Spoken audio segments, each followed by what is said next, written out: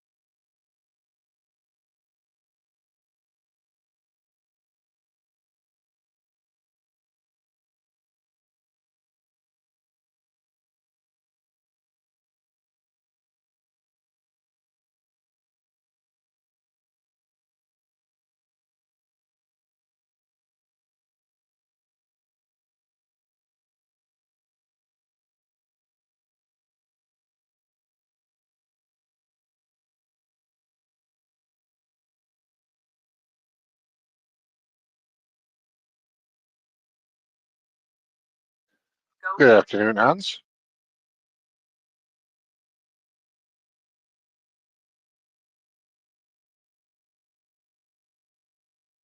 Hello, how are you? I'm here. How are you doing?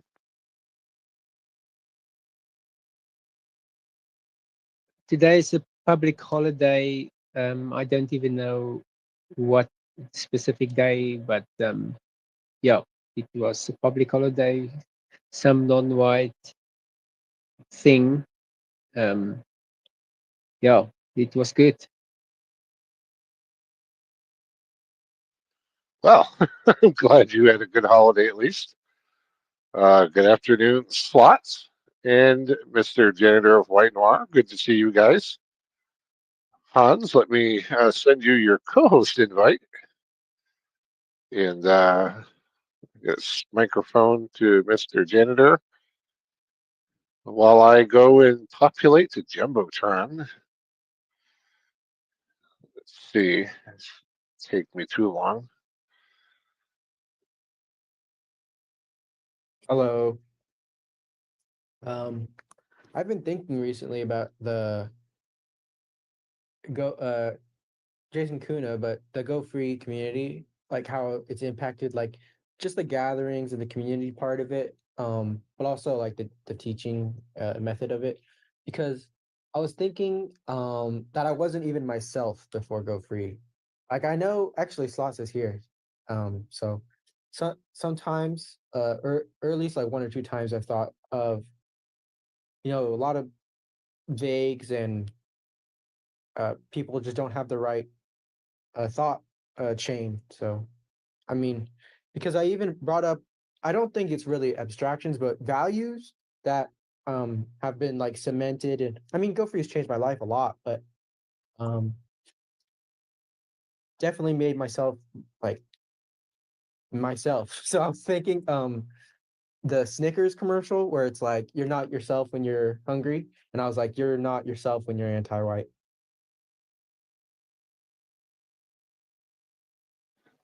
I like that. That could be a pretty cool little AI video.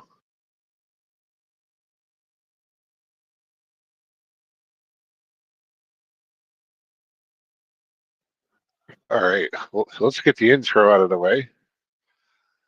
YouTube is up and running. Twitch is up and running. Welcome to the Wednesday edition of the Shade Tree White Wellbeing NWG space. We hold this space every day at 2 p.m. Eastern Standard Time here on X. We are a no white guilt community that meets to practice the concepts and lexicon developed by Jason Kuna, Mr. No White Guilt. You can find him here on X as at No White Guilt NWG, on YouTube and elsewhere as simply No White Guilt. and on the web at nowhiteguilt.org. We discuss a wide variety of topics of interest to white people everywhere and often look for ways to apply solutions. I'm the Tree Godfather, your host. My co host today is the ever handsome Hanselot. We do run pretty casual here, but I ask that you raise your hand if you'd like to jump in. Kindly don't talk over others, otherwise, I usually just call on speakers in turn for their thoughts. If you'd like to hop into the conversation, just request a mic and we'll try to get you set up if X will cooperate. We only ask that you comport yourself as much as possible to the Go Free lexicon, and please act like a proper lady or gentleman of the West, as applicable. And yes, folks, it's only a 50-50 proposition. Let's go. Good afternoon, Julia. Good to see you. Cardia Nebula is also here. So up in the Jumbotron to the far right, for today's Westman of the Day, I have chosen Jacques Cousteau. Some of you may be familiar with him. I'm sure most of you are. You've probably seen him all over the place, particularly in the 70s and 80s. He was quite popular and often on television. And I know as a young man, certainly his oceanography was unparalleled. I, of course, having a basic open water dive certificate, which I assure you is just the basics level. I at least know who he is. I know he's the gentleman that invented scuba. And I'm going to go ahead and read from the link that I did provide up there. It should be showing. But Mr. Jacques Cousteau was born in June of 1910. He lived until 1997. He was a French naval officer, something I didn't know actually, an ocean explorer, and co-inventor of the aqualung, known for his extensive underseas investigations. After graduating from France's Naval Academy in 1933, he was commissioned as second lieutenant. However, his plans to become a Navy pilot were undermined by an almost fatal automobile accident in which both his arms were broken. Cousteau, not formally trained as a scientist, was drawn to undersea exploration by his love both of the ocean and of underwater diving.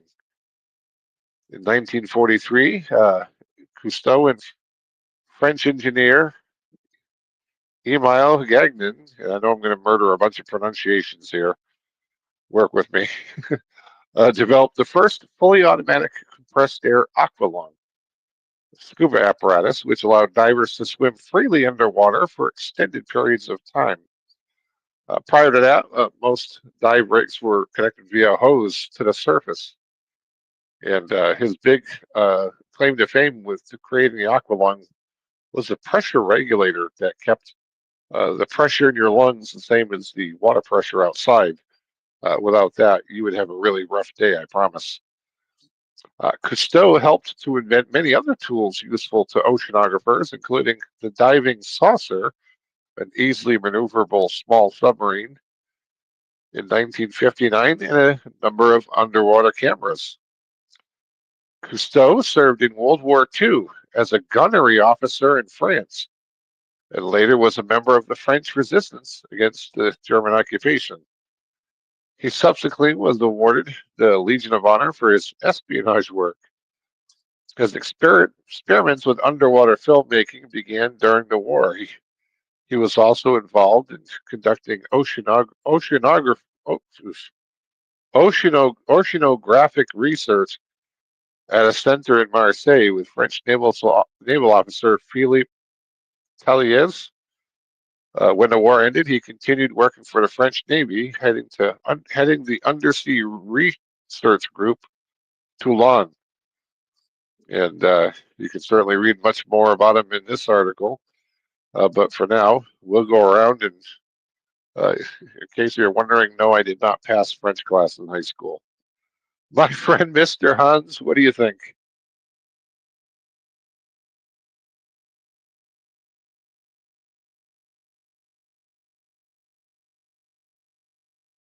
Well, I'm quite surprised that you chose this man because I'm well familiar with him. And I was just now looking because I've got at least one book. But unfortunately, my fiction is ordered alphabetically, but my non-fiction is all jumbled into one bookcase. So I don't think I'm going to find that in time. But yes, it was magical to watch those. I remember there was a series where he experimented with different technologies for sailboats, and one of them was this thing with an S rotor instead of a sail. And the advantage of that sailboat is it generated the same amount of power whether no matter what direction the wind came from. Yes, very. I mean, it was magical to watch those in the days where the pickings was slim in terms of what was watchable. This was magical on the open ocean. I remember one experiment where they experimented with this diving suit that was that could withstand a shark bite, but they couldn't test it on great whites because a great white was too large. He would bite the diver and then swim away. So it was very interesting. Yeah, magical time. Oh, it was. And this, of course, was before the Discovery Channel came out here in the U.S. So it was a lot of PBS stuff. Back when PBS was not quite nearly so anti-white, uh, you very often could see documentaries championing all of our great men of the West. But he was definitely one of the biggest guys that you would see on television doing some incredible things. And I remember too, um, he had a lot to do with the development of trimix, something I've never dove on. I'm not nearly certified for that. Uh, but it's oxygen, nitrogen, and hydrogen, I believe. And it's for really, really super deep saturation diving. But what an amazing life of this guy, and certainly an amazing career. And for those of us, who just have our basic cert, it's opened up quite a bit of adventure for us because I haven't dove in quite a long time, maybe 10 or 15 years or so. But I used to go out fairly often. Nothing too exotic, but certainly it was fun to scoot around the ocean, you know, up to 100 feet deep and just hang out, watch fish go by, and it was a lot of fun for me. But certainly, there's whole careers that depend now on the work that he did. Underwater welding, underwater repair of ships, and doing it with equipment that is far, far less cumbersome than the old like Mark V dive rigs, where you have this big brass helmet like you see in the old films. So it's definitely an amazing guy. Miss Julia, your thoughts? Well, I know who he is, but I'm like, I don't know if this is a gendered thing, but I've never been interested in watching like nature documentaries. Like those are just super boring to me. Um, my yeah, I know so many men who are like into bird watching and stuff, and it's just so funny to me because it's not yeah, it's not my thing. And I've never really been interested in diving either. I have done like some very basic stuff, like I've been to the Great Barrier Reef, um, and that was pretty cool, I will admit. But yeah, it's just like not my thing. So I can acknowledge his greatness, but it's not personally interested. I'm more interested in hearing about this S rotor. I hadn't heard about that before, but I do sail. I do like sailing.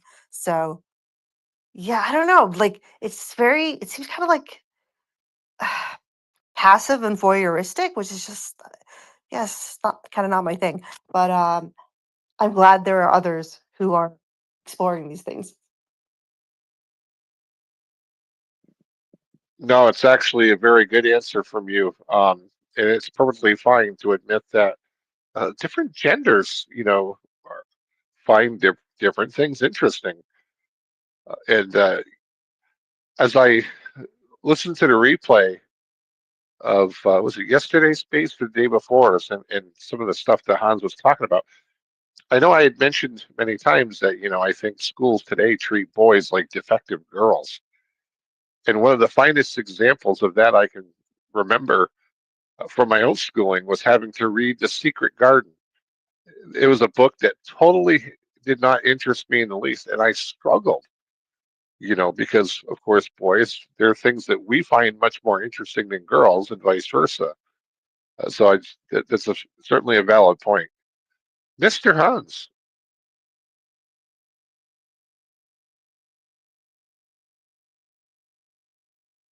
This Samsung phone is frustrating because every time that you pass the mic, I have to unlock the bloody thing. Anyway, um, what was what made it magical to me was the um, I lived in the far from the ocean, and to see that magical world come to life. And it was the same magic that I experienced the first time that I went to dive in the ocean. It was at Sodwana, which is quite a well-known diving place in Natal. And I remember there was this little Nemo-like fish, and he was on this underwater mountain. He was guarding that place, and I was drifting down to him, and I wanted to play with him. And this Nemo-like fish, he came in front of my mask, and then he dodged to the left, he dodged to the right, and then he bit me on my forehead. You don't expect that this cute little fish suddenly he rams you on the forehead. Yes, but that was what was magical to me, was this world which we very seldom got to. I think twice in my life, in my child life, that we go to the ocean. um, I mean, we were a big family, and my father was, just struggling to pay the bills all the time. It was not an easy time. There wasn't, extra money to go on trips and things. So this was one of those things where, this wonderful world is brought right into your home. um, no, it was a magical experience, and I was fortunate enough to go and experience some of that myself. well, I'm glad you got to experience that, brother. Yeah, there's nothing like it. Um, it really is. It's an amazing thing to do. I, of course, spent most of my early life in Massachusetts. I think the farthest, even where we were, uh, Cape Cod was only hour and a half away, so it's not that far at all, really. But of course, it's a state where there's tons of, like New Hampshire, there's tons of rivers and lakes and ponds to explore as well. And that's actually where I kind of cut my teeth doing a lot of diving. I remember that's kind of how I get into it, was with a young friend of mine. We were 17, and he had his basic open water, and he would take his diving gear, go to different golf courses, and he made a killing uh, just retrieving lost golf balls. And one summer I worked with him doing that. in my free time, and I made a ton of money. I mean, guys would pay like $1 a ball just for balls out of the water, and you'd get sometimes. I think one place we got 500-600 from Mr. Janitor of White Noir. In 1759, Arthur Guinness secured a 9,000-year lease for St. James Brewery in Dublin for only $45 annually. The agreement laid the iconic Guinness beer. But without Guinness, there'd be no Jacko Cousteau, and in turn, no UAE, United Arab Emirates. Jacko Cousteau, scuba diving had basically been invented, but needed a boat. He invented it. He went to Malta, got chatting with a man on the beach, and he agreed to renting it. He had the boat, but needed to kit it out and needed money to do so. The UAE hadn't found oil on land, knew there might be oil offshore, and needed someone who could go and have a look. Called up Cousteau, who sailed his new boat through the Suez Canal and other places, proceeded to find the two big offshore oil fields. UAE became rich, and so does Jacko Cousteau, and he set off to do his documentaries. The man on the beach in Malta was the heir to the Guinness fortune, and as they for next to nothing, yeah, to Jacko Cousteau for $1 French a year for 100 years. And I saw this by searching Twitter, which is pretty nice because I haven't done that maybe but just 2 times. And there was the other tweet I saw was like a MAGA account, and she was like, "Oh, I love Jacko Cousteau when I was 6. I wish I could have married him then."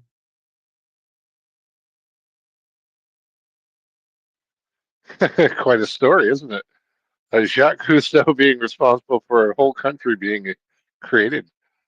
That's about Jacques Cousteau. That doesn't surprise me at all. I hadn't heard that before, but that sounds right up his alley. And I should probably add, too, that if you're a fan of John Denver's music, you might actually remember the song Calypso, named after one of Jacques Cousteau's uh, quite well rigged out ships. Miss Julia. I had to respond because I loved The Secret Garden. I mean, I was quite young when I read it, but it was I remember really loving that book. So yeah, definitely big differences there. And I was very much the in my element, other than it not being challenging enough. Like I loved sitting quietly and reading. Very, very typical academic girl. Um, I have if I had the opportunity to go diving, I would definitely try it. Like I'm not I'll try pretty much anything once, but that won't, like irreparably harm me or someone else, obviously. But yeah, it it's also something about the ocean. Like I love to swim, and I grew up in Cape Cod, so I know what you mean because like Cape Cod has 365 ponds or lakes, depending on how you want to. Most of them are pretty small, so they're mostly ponds, but there's some actual lakes. Um, and so you walk 5 minutes in any direction and you'll hit a pond, and you walk 5 minutes in any direction from that pond and you hit another pond or bog. It's just everywhere. um, and of course, growing up in Cape Cod, you can't be too far from the ocean. So I was always surrounded by the ocean and then all these other waterways, and yeah, I'm just more into the freshwater as well. It's like I don't like the way the salt water feels drying on my skin. Like I don't mind being in the ocean, but like the minute I exit the ocean, um, I need to be able to shower because I just don't like the way it feels drying on my skin. Um, but Cape Cod is a very interesting place because one side of it is has the Gulf Stream still and is like very warm, and then the other side stays cold because it doesn't get the Gulf Stream anymore. It was a really magical place to grow up. Uh, I'm kind of afraid to visit it again. I haven't been there since like 2007, and I'm afraid that it's been entirely taken over by non-whites and white erased, and uh, already it was getting pretty bad, like in the like early 2000s, just getting very built up, and it was very rural when I was growing up. So yeah, I'm just rambling now, but yeah, just memories. I, I understand, and I know how you feel, Julia. Um, for me, Cape Cod was always very nice. Again, back in the day, which you remember. But I've been there a little bit more recently, and I can tell you, well, we both know what Provincetown is famous for. That's up at the very tip of the Cape. For those who don't know, the Cape is basically if you put your arm out like you're making a muscle. The Cape is kind of shaped like that. On the inside, you have Cape Cod Bay, which leads eventually to Boston Harbor, and then of course on the outside you have the Atlantic Ocean. And the arm itself is what 15 miles wide or so at average. It varies a little bit, but we all to the north of that is Provincetown, which is very anti-white for other reasons. I'll let Julie explain that one if she wants to. And then, of course, it's a very affluent area, so it's not quite as white erased as you would fear, but it's definitely getting more anti-white. Good afternoon, New Hampshire Patriot. Good to see you here. Benjamin is here, and so is Robert and my friend Biospirit of the West. We are talking about Jacques Cousteau, oceanographer extraordinaire. I'm curious, Biospirit, if you want to grab a mic, if you have any memories of the old documentaries from back in the day. Mr. Hans.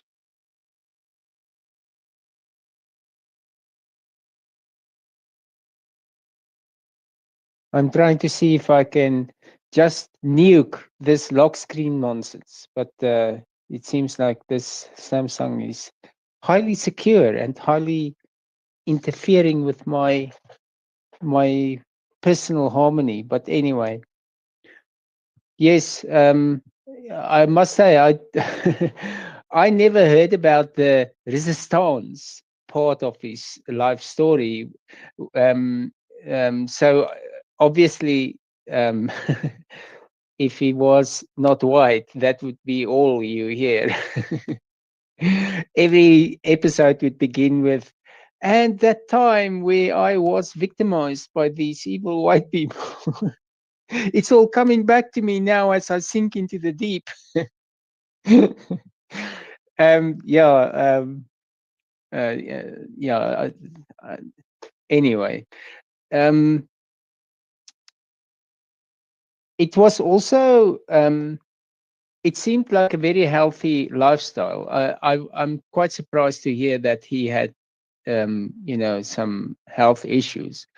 It seems such a healthy lifestyle, and I thought by myself, um, that's where you need to get old. Is on the sea where you are always active and swimming and getting enough vitamin D. Although I think he got a bit too much, but it seemed like such a healthy lifestyle, a millionaire lifestyle. You basically have your forever cruise. Although I think it must have gotten old at some point.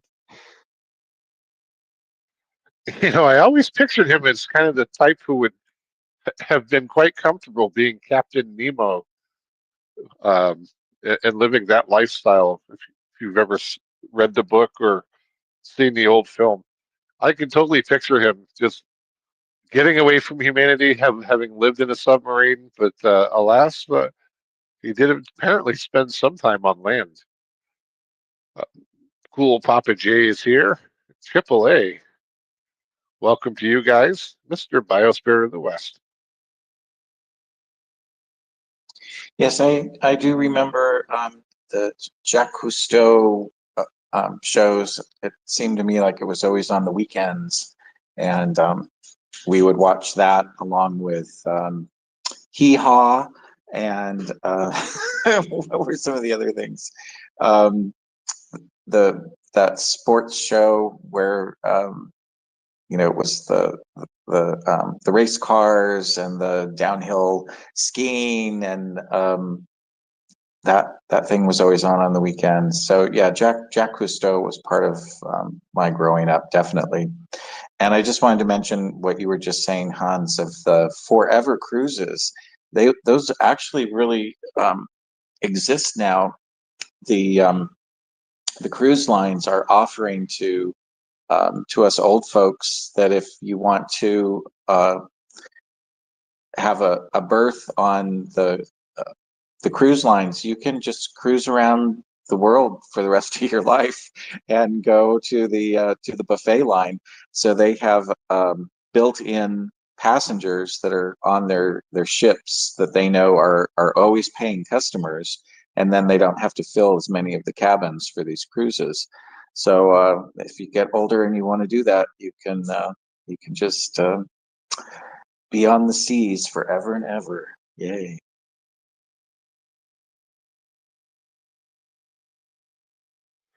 Good afternoon, Jay Bishop, and I. Good to see you folks watching on YouTube. Oh, I don't know who beat who. We'll go with Julia. Hans beat me, but I want to ask him a question so he can answer me. What health issues did he have? All it says in Wikipedia is that he died from a heart attack at 87, which seems like a pretty good run to me. So that's my question.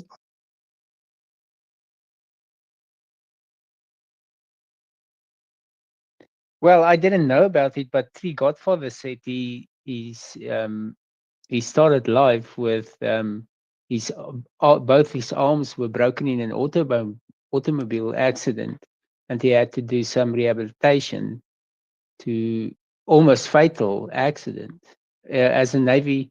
He wanted to become a Navy pilot, but he couldn't because he had this accident that disadvantaged him. I know the pilot school has a lot of strict requirements. One of my friends couldn't get in, but I think that was more because he was a young white male. This is what it's basically. It was an accident, and it sent his life down another path. Otherwise, he might have been a fighter ace that died on number 13.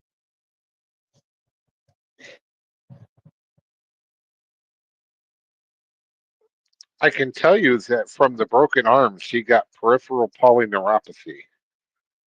I remember reading that in one of the books I have, actually. And so he would have occasional bouts of numbness in his hands, which, while not ideal for a diver, was most definitely a ruling out for being a pilot. Stoppa Antivitism is here. Good to see you. So, Mr. Biospirit, anything further on Mr. Jacques Cousteau?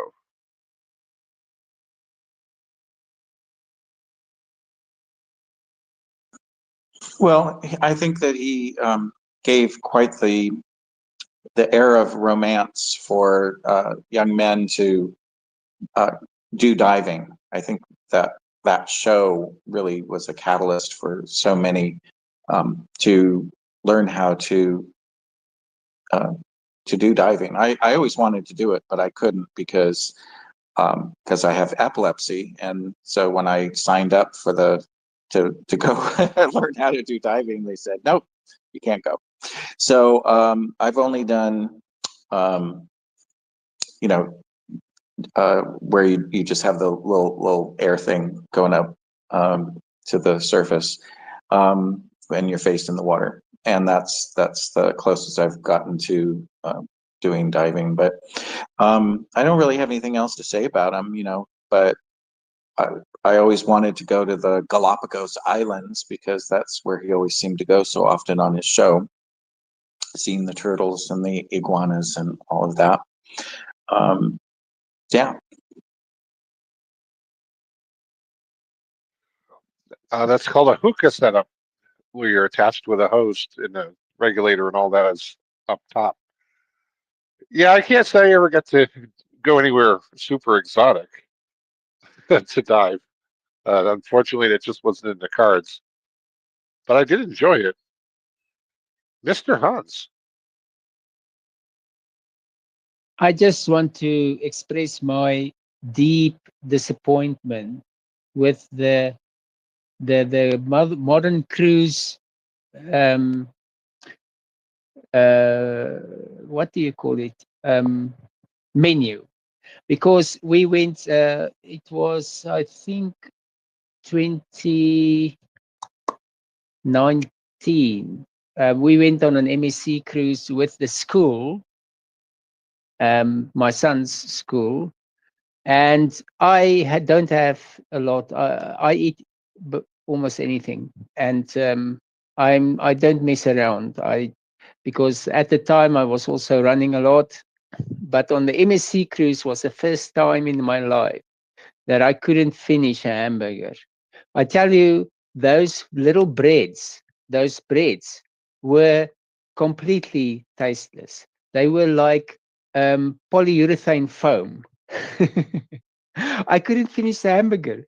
It was the first time in my life. I was so disappointed with the food, but very much impressed with the way how that boat that we were on had more passengers than the Titanic.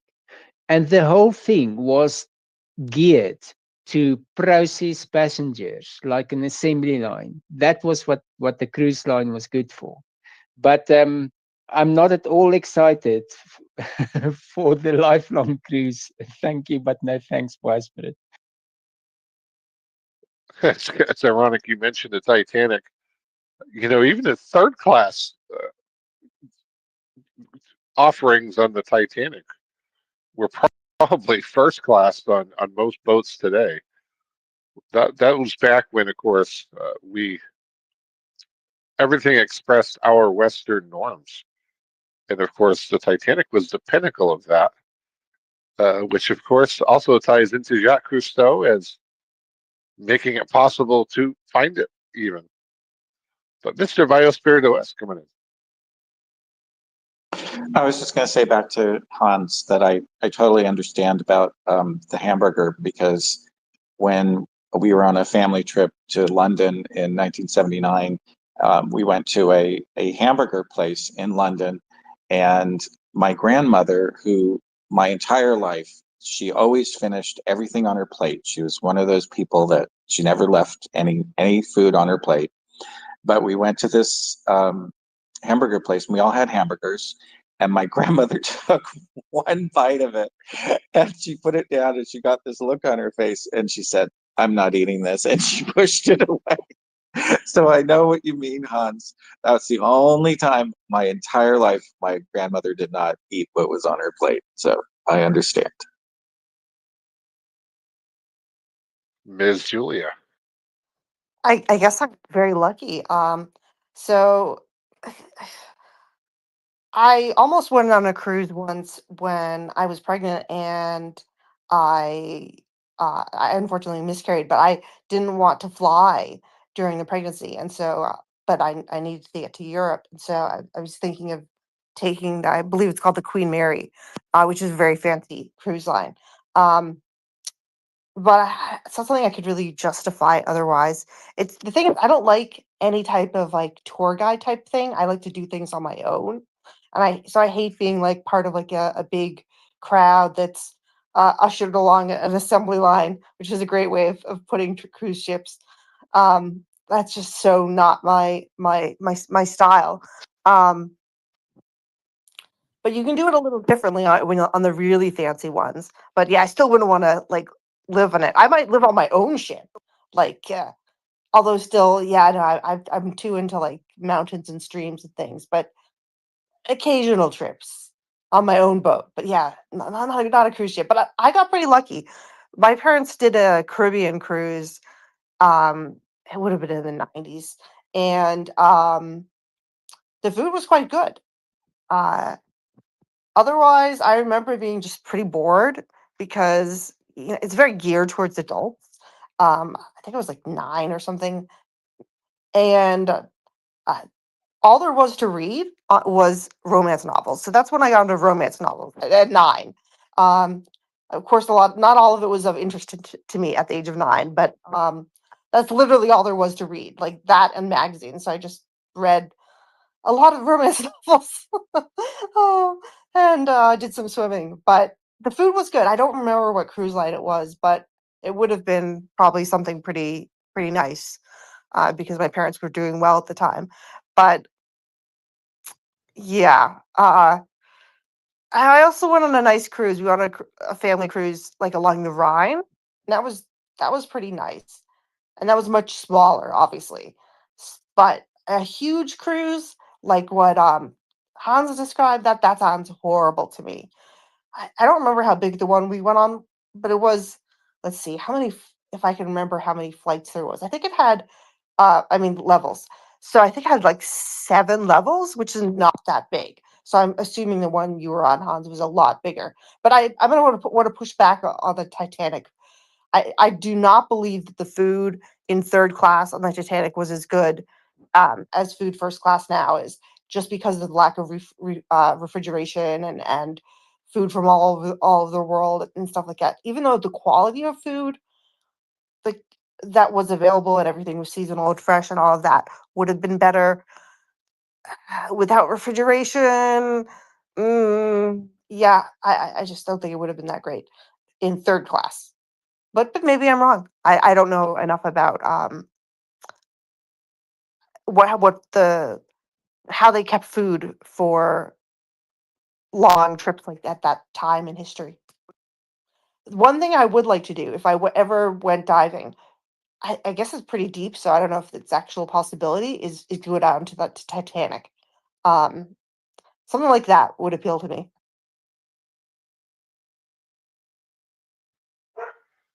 I actually had a 28-foot cabin cruiser that I used to keep in Chatham. I had that for 7 years. So that's the closest I've ever been to a cruise ship. I've never had any desire to be surrounded by that many people in that small space. But to Julia's point, yes, there was refrigeration on the Titanic. There were several refrigerators and also freezers, in addition to dry stores. It was a state-of-the-art ship, even for today's standards in many ways. Mr. Hans. So I'm going to sound like I'm just a negative nanny, but when I saw the coffee bar, I bought a special deal because I planned to sample everything on their menu. And then, as it turns out, they don't have fresh milk on the boat. There's no fresh milk on the boat. It's all this long life nonsense. So I had one coffee, and I hate that milk, that long life milk. It completely changes the taste. So yes, it was a great disappointment. So I handed out all my tokens for the coffee.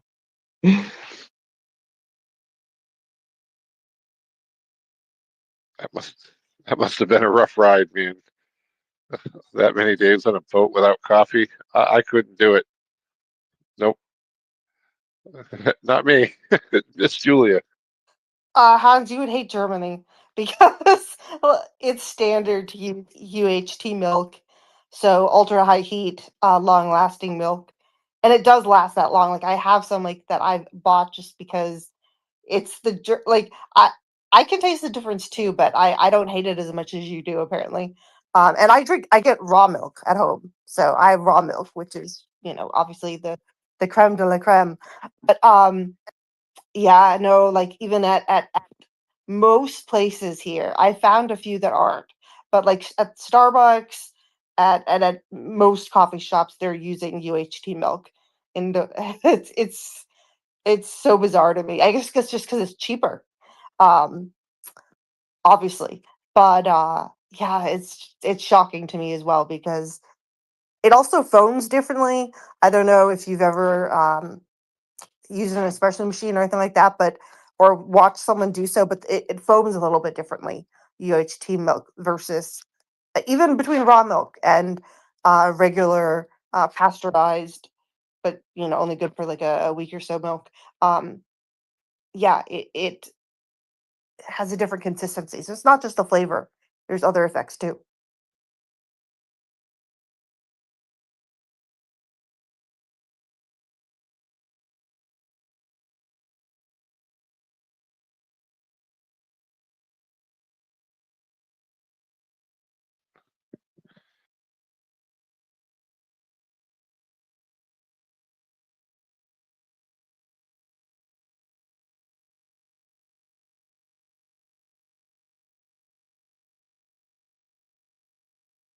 Three, I'm not hearing anything. Are we back? Yes. All right, looks like I'm back. Well, Julie, I grew up on a farm, and of course, we didn't have cows, but my my uncle and aunt next door, they did. So I grew up entirely on raw milk and drank that for many years. I'll still drink it now if when I can get my hands on it. For me, anything else is like water. The 1%, 2% stuff that people, I can't do it. I just, it to me, it's so nasty. But Mr. Hans, were you next? So this massive ship, it had a swimming pool in the middle. Now I did never use the swimming pool because there were these Muslim women who were like tea bags in the swimming pool, so that was off limits. But what was interesting was um, you could see the motion, because if you're on the boat on the ship, you don't feel the motion, but if you look at the water in the swimming pool, you can see the motion. And what was very interesting is they dialed out all the sideways motion of the ship. This is amazing technology. um, the only motion that you could see was back to front. You could see the wave go in the swimming pool, back to front, back to back. All the sideways motion was dialed out completely. It was as if they took the ocean out of the ocean cruise. Yeah, modern ships have a lot of technology in them to make the ride quite smooth, both in hull design. But even smaller boats now have seakeepers, which is basically a big weight that's spun at high speed and acts as like a centrifuge, or that's not right the right word. Gyro. Yeah, gyroscope. Thank you very much. Yes, and that it acts as a gyroscope to stabilize the boat. And I'm curious, I wonder if Mr. Cousteau had anything to do with that. Possible. Mr. Janitor of White Noir. I just saw a funny meme of a Jack Cousteau with a quote of a cartoon, and then I saw some like nicely made memes, but yeah.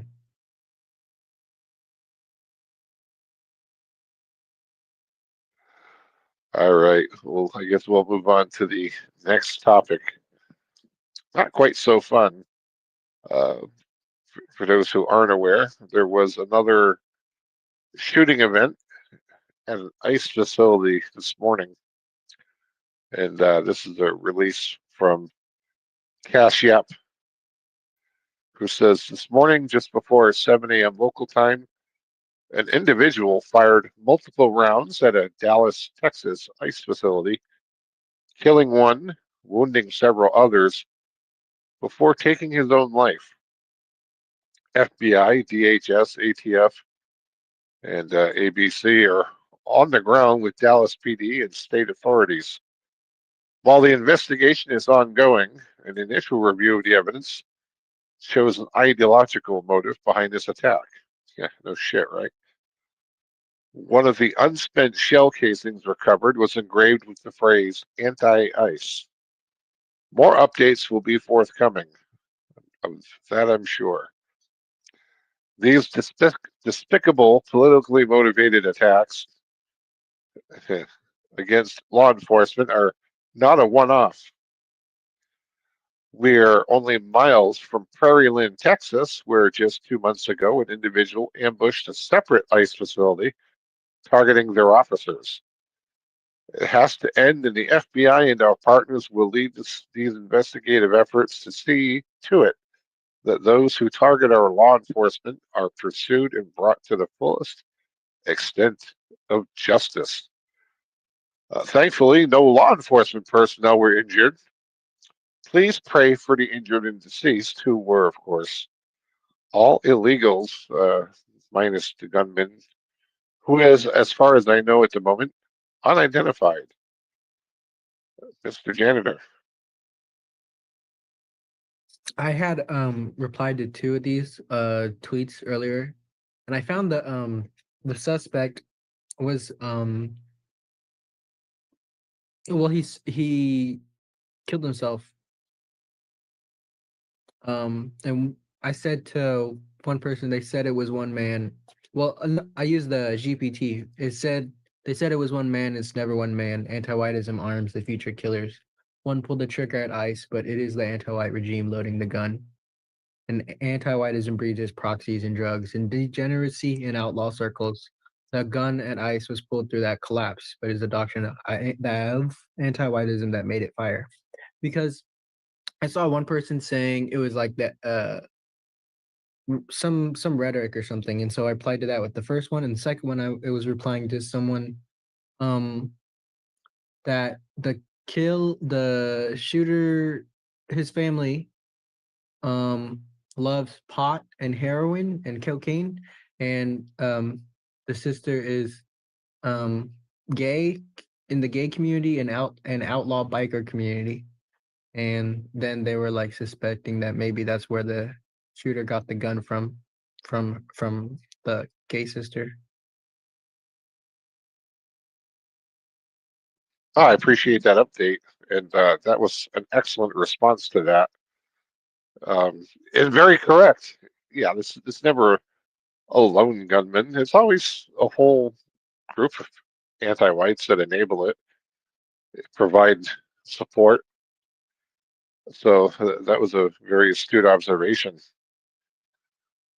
USMC is here for White Wellbeing is here. Good to see both of you. Mr. Biospirit of the West.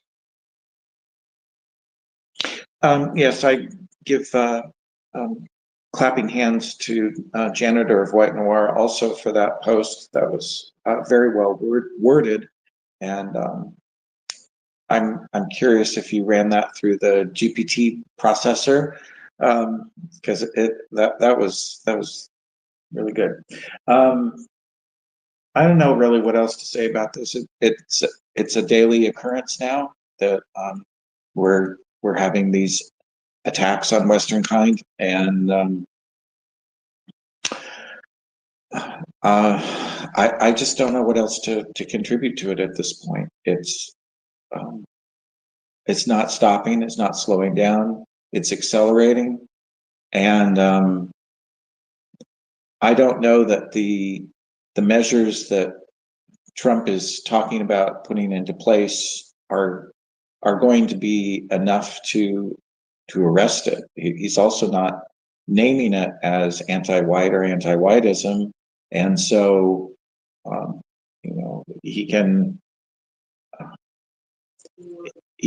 say that Antifa is a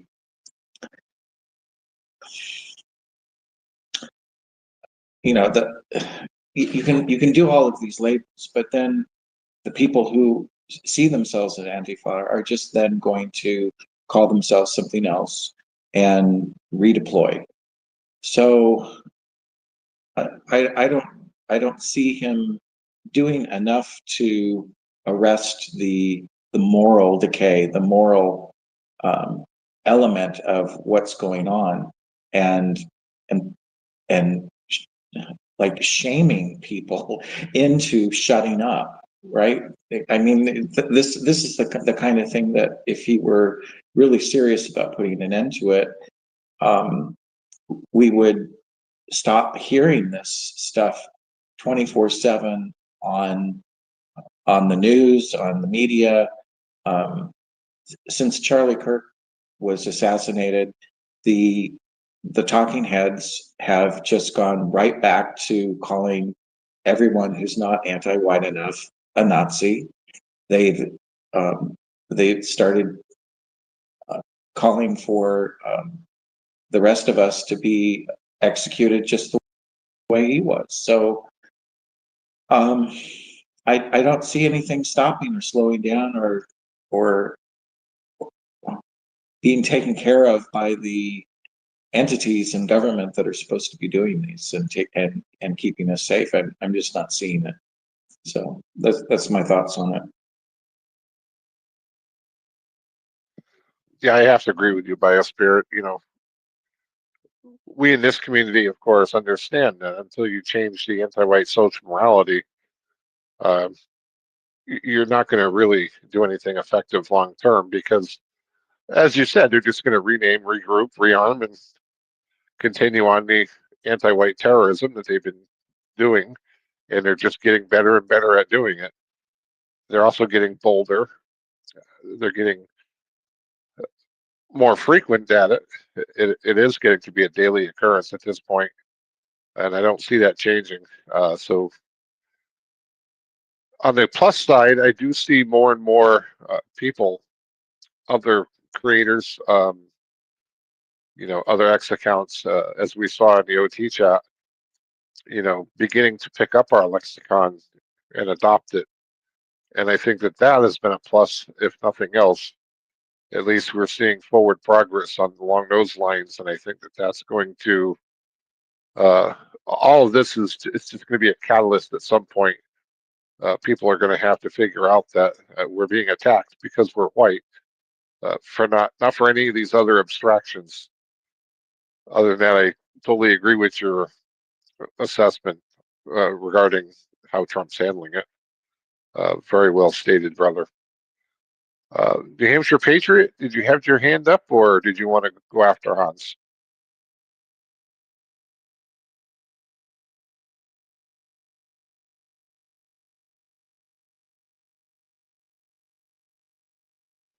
Mr. Hans, it is.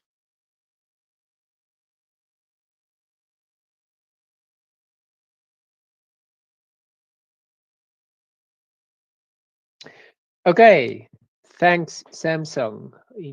I did get to the button. Well, what I wanted to say is think about this. I've seen more than one conversation on anti-white media where these anti-whites are clamoring for taking the masks off ICE agents. Yeah, this is yet another example. There are people out there who want to murder them. So bring these two things together, then you'll see that calling for revealing the identity of ICE agents is terrorism, because this is literally terrorism. Because when the ICE agents are no longer anonymous, they will be they will be fearful of doing their jobs because they will be murdered, they will be targeted. So what Trump should do is he should extend domestic terrorism to include those who are calling for taking the masks off ICE agents. All these CNN hosts who happily entertain those discussions, they must go straight to prison and get charged.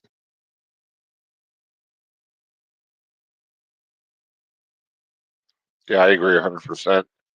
That's the only reason they want to unmask them, is so they can terrorize them even more. They're already being terrorized by these quote unquote protesters who are outside of these ice facilities, uh, keeping them from sleeping by creating noise at all 24 hours a day. They're telling us that that's why they're doing it. They're trying to deprive them of sleep.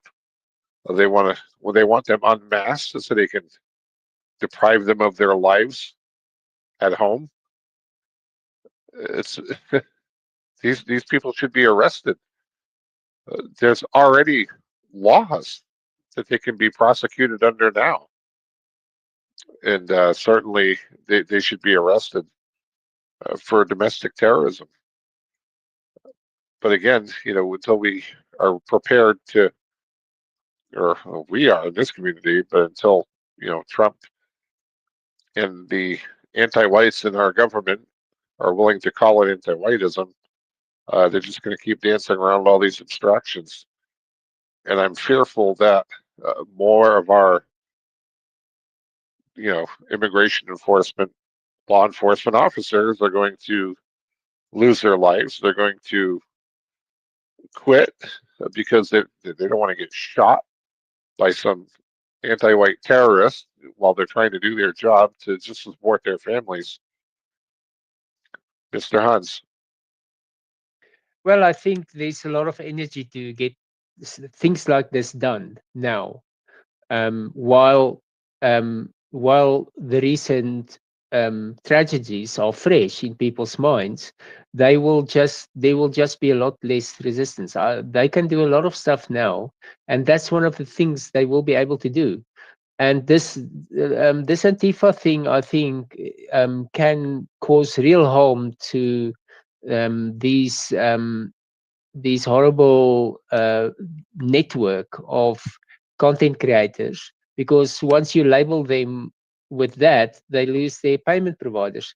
And so by doing something like that, um, um, um, uh, all the TV programs will immediately clamp down on this stuff. And the ICE officers will be left alone to do their jobs, because anyone targeting them will feel the consequences. And I think now is the time, if they wanted to do something like that, is to do it. Uh, they've got a strong mandate to act now. So I think they just need the idea to lodge in their heads, and then someone like Stephen Miller. Stephen Miller will implement something like that. Thank you, New Hampshire Patriot, for the links you dropped down below. Uh, Sometimes as I'm, preparing to do the space, I don't have time to catch up on all the updates. So I greatly appreciate when people are willing to come in and add them. Mr. Biospirit of the West. Yeah, I totally agree with Hans that this is the time to start doing consequences.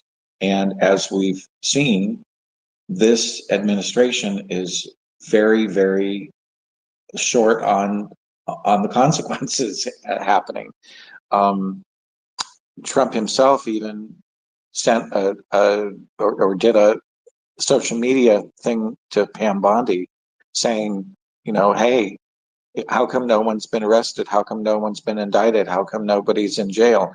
What's going on? You're just kind of sitting on your hands over there, and that's quite true. And then look at Trump going to the UN yesterday to do his speech, and he and Melania are on the on the escalator, and somebody turns the power to the escalator off, and almost causes them to fall down. And I'm sure that they did that on purpose in order to try to film him falling like Biden, and showing that he's not steady and all of this kind of stuff. I'm sure they were all poised there with their cameras, ready to catch that, but they didn't fall down. And then he goes in to make his speech, and oh, the teleprompter is not working. Isn't that just amazing that it's not working? And I was really glad that he called out both of those things during the speech, because it just goes to show that these anti-whites are everywhere. They are they're petty. They're determined to strike back at anyone and anything in any way that they see is getting in the way of their agenda, which is the destruction of Western kind and Western civilization. So if the administration blows this opportunity that they have now to really use this mandate to put an end to so much that they can do right now, and if they just go on sitting on their hands like Pam Bondi's been doing, then I just think that we're going to reach the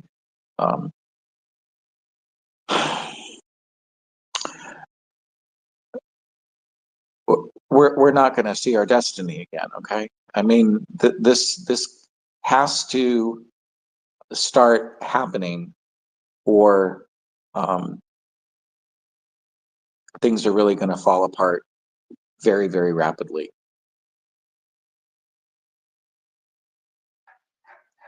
Well, biosphere, just as you pointed out, here we see anti-white hires in nodes of power. Christy Nome, Pam Bondi. These aren't white men. These positions used to be filled by white men. Instead, they're filled with women who shouldn't be in those positions, aren't cut out for those positions. Bondi, in particularly, we know she's anti-white, just for how she handled the Zimmerman case.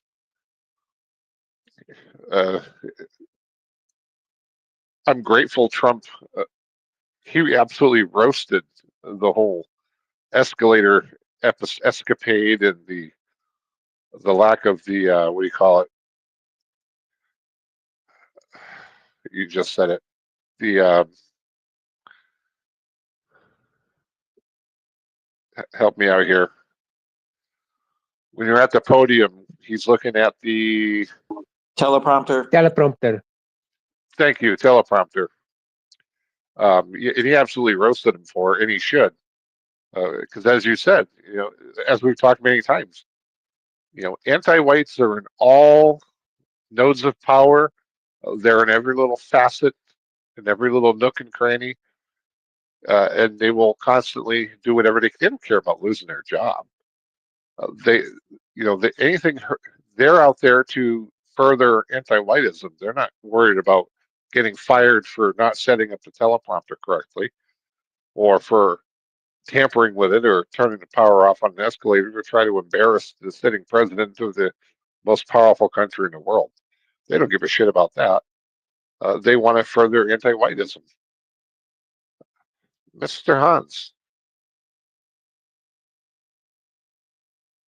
So I'm reading this news about this attack, and I'm sure everyone is struck by the asymmetry between the threat and the response. Because think about the threat that ICE poses. It's not like they are going to take your family member and throw her into a meat grinder. All that's going to happen is your family member or your friend is going to go across the border between people that look like her, and she's still going to eat, she's still going to sleep, she's still going to do all those things. Nothing changes except this gravy train grift where she just opens her mouth and we pour in the gravy. That's that tap is now closed. And so it's not like we are, sending them to to spend an eternity in hell or something. Yet this person comes along, opens fire, kill one innocent bystander, wound a lot of others, and then suicides, kills himself. Such a such a response, totally out of proportion to what the threat, what the perceived threat must be. So this is not. It's not about because a superficial um, view of this would be, well, they they are so afraid of their own country that they would rather die than go back. That's not what's going on here. This is more a case of anti-whiteism previously was a sort of a passive sickness that destroyed the lives of males, one white erasure at a time. It grinded forward. And now what's happening is there is some resistance, some token resistance against anti-whiteism. And now it's as if this poisonous miasma that permeated through society, as if it is starting to become a living organism that has an allergic reaction when white well-being is anywhere visible. It's more like, it feels like an allergic reaction of a living organism, this, because it is so it's so out of proportion, the reactions that we see. I saw an interesting analogy the other day. It's like a child. He knows his bedtime is 10 o'clock, but he's so used to staying up till 11 that when you finally tell him he has to go to bed at 10:30, it's a really big deal, right?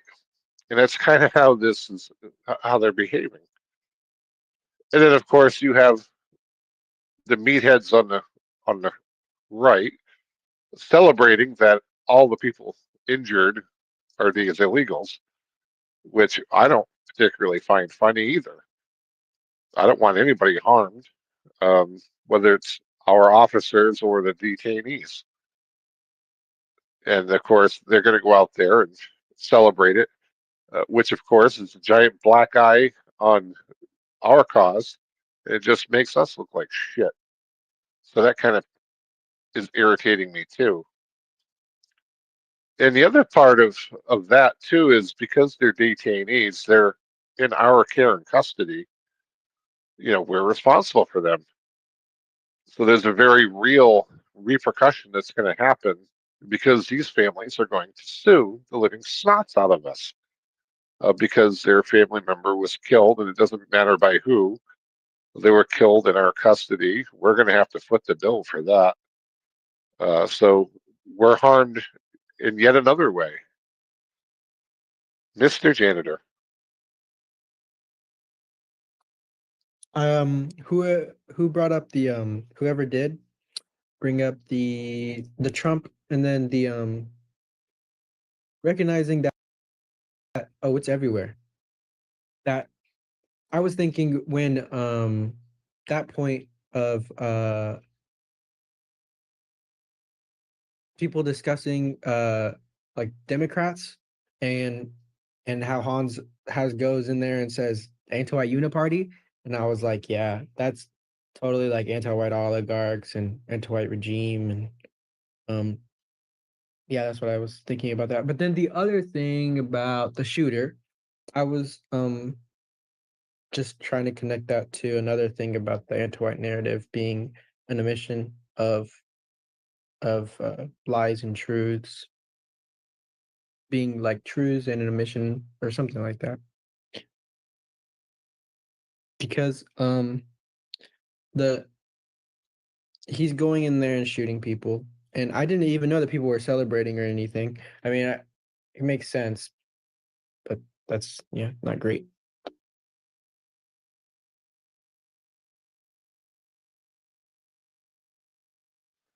Mr. Biospirit? Um, yes. So, what I was going to say was that the people who are um, thinking all of these things on let's say on the other side, the anti-whites, I think that sometimes we forget how completely um, another word, brainwashed they are. Their reality is so divorced from what actual reality is. It's quite frightening, and I have run into this in many different scenarios, and it's always quite shocking when I come across it. When I start having a conversation with someone that I know is anti-white, and I start speaking from my perspective of what you know what actual reality is, provable factual reality, and provable factual reality is one thing, and then there's what they believe, which is completely unfounded in any factual realm of reality. So you're dealing with people who are in fantasy land for one thing, and then you're disturbing their fantasy. You're disturbing what they believe is reality, and they think that they're incredibly noble and that they're incredibly correct in what they're thinking. And when you disturb that, they become like uh, like rabid dogs. Um, they just go on the attack. And one of the things that I was remembering was we went to a show, a live theater presentation in Berkeley some years ago. It's probably 10 years ago now. And at the end of the show, we're all clapping politely and everything. And it's the end of the whole thing, and I'm like, okay, well, that was great. It was very nice. But then the one of the lead women in the show steps forward and makes everybody stop clapping, and she decides she's going to do some kind of political thing where she starts going on and on about Trump and the border and how awful everything is, and uh, I got so angry that I got up and started to walk out. And on my way out, I yelled at her and I said, "Stop lying." And she looked like she'd been slapped across the face, because nobody, I'm sure, had ever said anything of the sort to her. Um, but then what happened was that the entire theater started hissing like snakes. And I was like, oh, well, I'm getting out of here. and, and that was enough for me. And but it was like, wow, all of these people in this theater were just as poisoned and corrupted in their reality and their thinking as this woman on the stage was. And that is what we are up against, folks. there it's over half, I would say half the people in the United States are like that. And it's very scary when you're in a group and everyone is of that mindset and you are the only one who is speaking what actually is reality. So I just wanted to share that.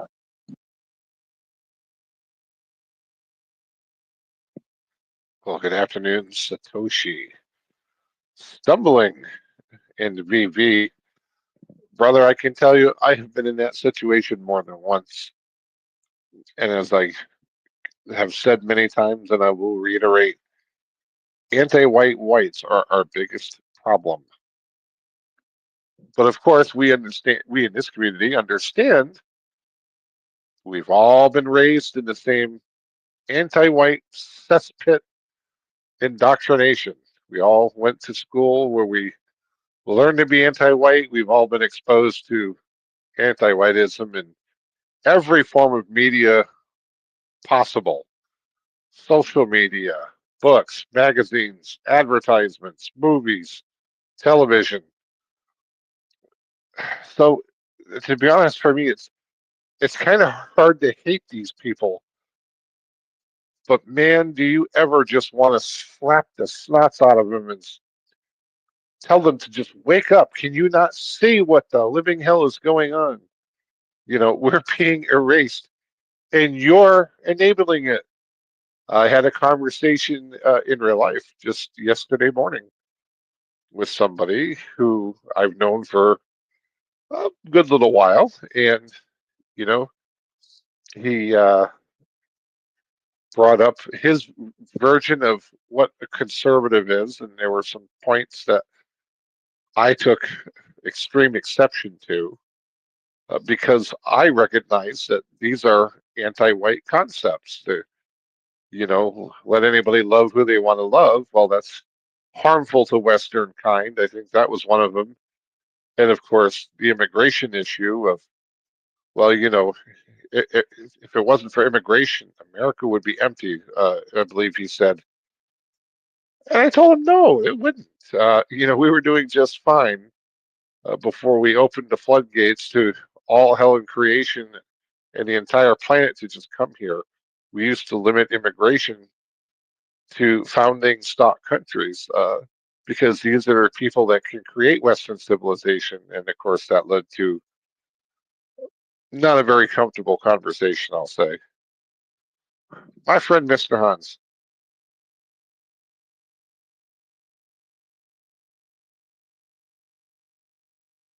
So it's there is let me just explain. So the other day I'm in a church service. It's not my church, it's another church. I'm visiting, and this emasculated preacher starts talking about anyway, he's inside the anti-white narrative. And I had a definite feeling that if the roles were reversed, because he's being anti-white, he is white guilted, he's deeply and he's harming the congregation by what he's telling them. And I want to tell him to shut the hell up. But our norms is restricting my behavior.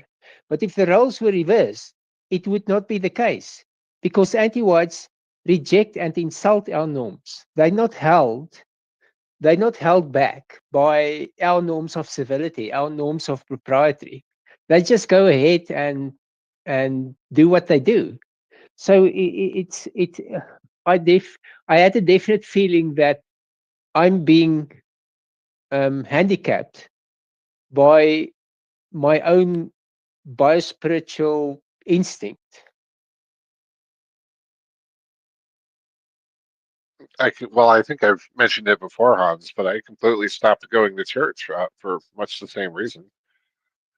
Mr. Eindelen, good afternoon. Good to see you. Come on in. Hey, good afternoon, brother, and good to see you guys. I've been listening. I've been listening in on YouTube because it's a little bit easier to hear through YouTube. X when you stop handling your phone or whatever, it just cuts off. It's kind of like what Hans was saying. But no, I'm glad you guys are covering this. I figured you would be.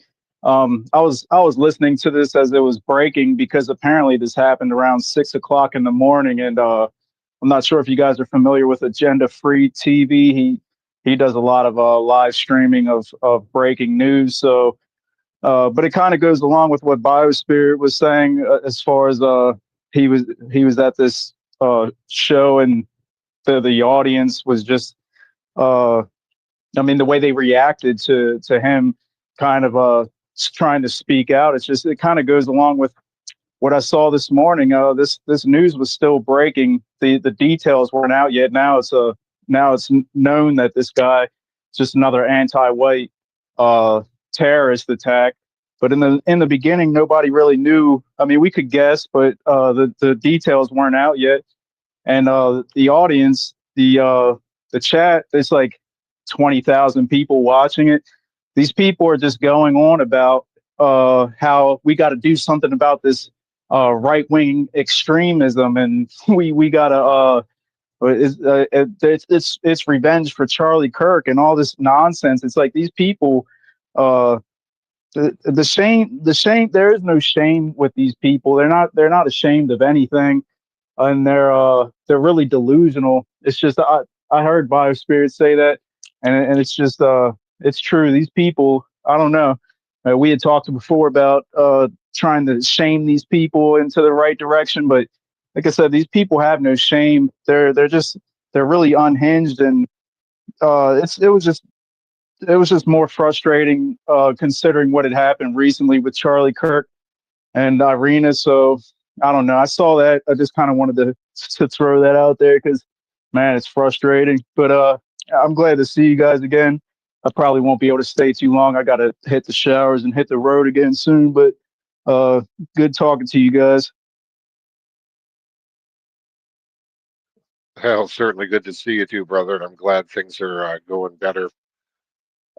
You know, you kind of bring up a valid point that, for the longest time, of course, there were many jokes about the left wing and the right side has all the guns and they're not going to do anything because we'll just grab our guns. And of course, what are we seeing? The left wing, the anti-white lefties are much more dangerous than people assume. They're absolutely, they have no shame. They are willing to kill us to further their agenda. Mr. Hans. I'm curious about the innocent bystander that was murdered, because it's clearly not an ICE officer. Otherwise, they would say so.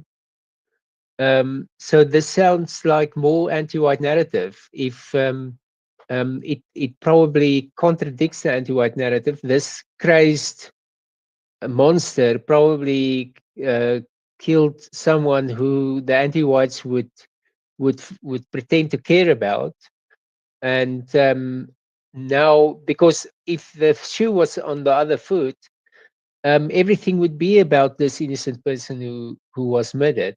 But now it's just another casualty. So I definitely think this was some innocent bystander that was murdered by this crazed um, anti-white who you know. And here's the other thing. This is another one of these monsters that was probably on the leash for 10 or 15 times and let go.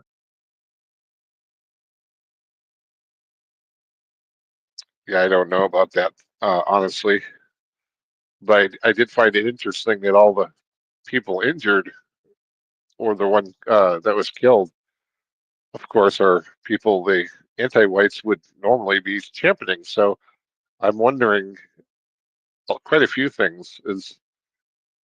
Was that intentional or was this individual just that lousy of a shot? Which to me makes him even more dangerous. Janitor, I think we go to janitor and then Mr. Blue Flame. Thanks. Yeah. I was just thinking how the gay sister of this shooter, how that's similar to the like biological, maybe susceptibility that, or maybe not susceptibility, but prone, right? Because I think we see a lot of violence out of those certain anti-white, like certain anti-whiteism comes out of that, and it's one that's uh I don't know how to describe like what they react to, like what prompts them to do this kind of terrorism. But I think because his sister was also, gay, gender dysphoria, all the same, um um kind of different than like other forms. And I think it's probably just like how uh maybe his family is prone to that kind of stuff. um or maybe like the sister being, I think, violent is pretty much high in gay women and stuff. But um I typed in some of the discussion into the GPT, and oh yeah, biosphere. I did earlier, or those two responses were with the GPT. Um and for right now I was typing into numerical diffidence is real. Whites enter churches, theaters, towns, already shackled with white guilt. Anti-whiteism poisons instinct. Submission is mistaken for morality. White erasure is mistaken for virtue.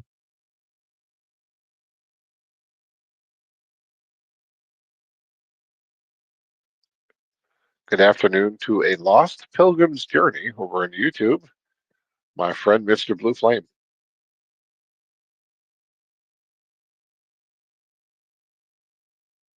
Can you hear me? Is it working? It looks like it, at least. Yeah, okay, perfect. Yeah, guys, I kind of jumped in like in the last 20 or so minutes, so if I missed something, I guess let me know, I suppose. But in regards to anti-whites and their group behavior, I mean that is the mass formation psychosis that people speak about, right? And this is actually one of their main motivators by which they live. Like these sorts of people, they're not even their true selves. They're they're in a state of psychosis. You could even say crowd control to an extent, where the only thing in life that they know is the anti-white narrative. But for them, it's like, yeah, it's a religion. It really is. And uh, in that sort of, like, they're akin to these zealots, these lunatics who would, throughout, let's say, the medieval days, would go on their knees through the streets and like smack themselves, or whip themselves into a frenzy or whatever, but literally like mutilating their own selves, piercings, tattoos, whatever. And of course, all these well, let's say, well, I guess, surgery, for lack of another term. Um, but these people, they do not think that they are doing the right thing. They, as far as I understand it, what they are doing is, well, in the first place, fleeing themselves, like who they were in a certain sense individually meant to be, and that can come out of trauma that was inflicted on them. There might be a few other elements as well, but it's not really. Yeah, right now, had a bit of a rough day, so it's a bit much for me right now to get into that. But I might revisit it at another time. The hissing, for example, that I believe it was you, by a spirit, that described it. That hissing, what is that? It's like they're reinforcing one another. That is what that is. And in the meantime, it might be scary, but at the end of the day, um, when they do that sort of thing, it is actually a sort of well, what is that? Yeah, describe it as you make them question their reality, if you will. It's like, no, you're piercing the bullshit, you know, and you're confronting them with their personal ugliness because they know they are evil. Like absolutely, because why else would they need to hide it? Someone who does bad stuff, but isn't hiding it, isn't like coming up with all these yeah, all these narratives, all of this strategy, all of this power seeking from which they inflict their filth on society, the injury they do our people. It's like someone who is absolutely unaware of what evil they do not use tactics like that. And these are the types that you can tell them, it's like, stop being an a-hole, or something like that, and they may actually just change their tune. Not always, but that tends to correct things. But someone who uses all these tactics, tricks, etc., etc., etc., they know, and I mean, that is what their pretexts are for. It is to hide from the world what they truly are.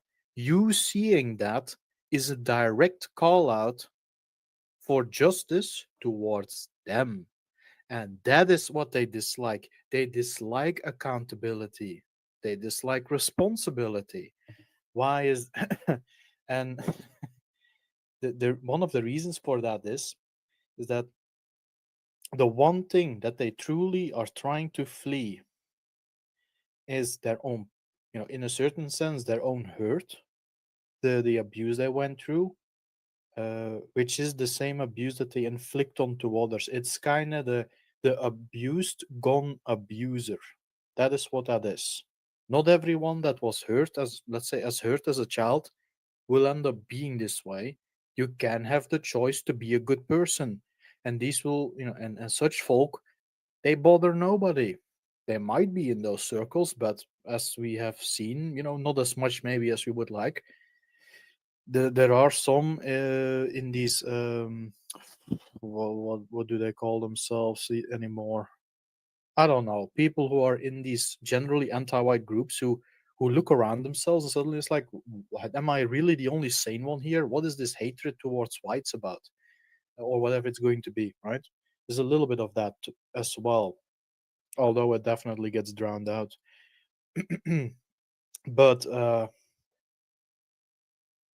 if you put on these types accountability and responsibility, you call them out for what they are, the justice that comes with that, you have you confront them with themselves. You wake something up that they want dormant. You wake something up that they, and I kid you not, that they want to kill.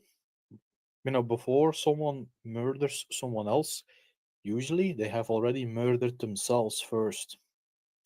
And I'm speaking yeah, the murders they might inflict might be physical, but we're speaking here about, like psychologically. There's nothing going on between their ears, and all they have left with, all that is left then is to be filled up by some message and to start, following one's life in that direction. And what kind of messages drive these sort of people? Well, something that appeals to their envy, something that appeals to their hate towards us, right? All else an anti-white, who is more a clever anti-white, all that he or she needs to do is go to such, sickly people and it's like, I'll give you the scapegoat you need. I'll give you the scapegoat you need. Don't you worry about it. Everything that you think is wrong in your life, I know. I'll give you the group to blame. That is That is how anti-whiteism initially recruited. I'm certain of it. It is true that these people are not living in reality. They are very much living. What is the word I'm looking for again? They are living in a state of disassociation. Particularly with gender dysphoric types, the psychosis can go so far as that they can look at they do not recognize their very bodies as part of themselves. They have not developed into what is called solarization, which is as about the age of 7, every child goes through a sort of process, or must go through a certain sort of process where you're no longer utterly attached to the parents. The solarization process, and it takes years, right? Your entire adolescence is all about that, and this includes girls. It is a masculine thing to do, in the sense of independence, standing on your own feet, knowing who you are, setting boundaries, healthy boundaries, and all of that. Someone who has never gone through that, they forever, well, they have no self-worth either. They have no self-recognition. They, like, to the point that, like I just said, their own bodies absolutely are strange to them, right? And the and it's a bit difficult to wrap your mind around that, maybe. I mean, it is for me at least. They whomever they look at, a part of their brain does what young children do, is like, everything is me. The chair is me. This other person is me. Whatever is gonna be, right? And in that sense, they have no boundaries, no personal, like, they don't recognize it, and they absolutely, I mean, you see it in the very politics. Any boundary is upsets them. It's something that doesn't isn't congruent with their state of mind. What's left of it. So yeah, I'm a bit all over the place, maybe, but that is sort of the psychological range uh, that you will find among, well, not all, but many anti-whites, I would say. But it is, at the end of the day, truly, guys, it is pathetic. It might be scary because they're so numerous, but it is pathetic. Uh, these people, if you would leave them by themselves for an hour, they would, if even that long, they would crash on the spot. They would fall apart. And yeah, the well, apparently, I didn't hear of it, but apparently, another tragedy took place. Another bunch of them decided to get all, to vent their murderous envy, I suppose. That is actually, yeah, what that is all about. When one of them does this sort of thing, it is a petty attempt for fame, like a murderous fame, I suppose. That is, and it's like their last cry out to the crowd to be noticed. Um, of course, good people, or whatever, people do get unjustly hurt over that. But yeah, to the state of mind, to these types, the let me go in this direction with it. Let me close it off, because I see at least someone else wants to speak. um when it comes to most of the successes of anti-whites, the big problem is simply, again, and we have witnessed it now again with first, with President Trump was an obvious one, and now I guess with Mr. Kirk's wife, and many other instances that we know. Now we understand that there is a lot of bullying involved from certain institutions or organizations, whatever. But this constant getting angry, and then letting letting themselves actually be bullied or moralized into place by people who have absolutely no morals, a big issue with most regular folks. It's like, this is a very typical trick that pathological minds do. And so long as you have a population who doesn't look at psychology in any fashion, they will keep falling for it time and time and time again. Is that, so let's say the right wing gets angry over Mr. Kirk being murdered, right? And then the anti-whites, what do? It's like, well, aren't you all supposed to be about free speech? Aren't you supposed to have these kind of morals and that kind of religion? It's like, what are you even doing? And then the right, well, right wing, if you can even call it, and then most of these folks, they get completely knotted up, instead of realizing is that you simply have like some anti-white who is defending murder right in your face, and you're letting him behave as some sort of moral agent, and you bend your knee to that. And that is the biggest the single biggest issue that there seems to be right now. It's just no spine in so many people. Even when they're angry, even when they see injustice in front of their face, letting themselves. And there is this beautiful line that I once came across, is that you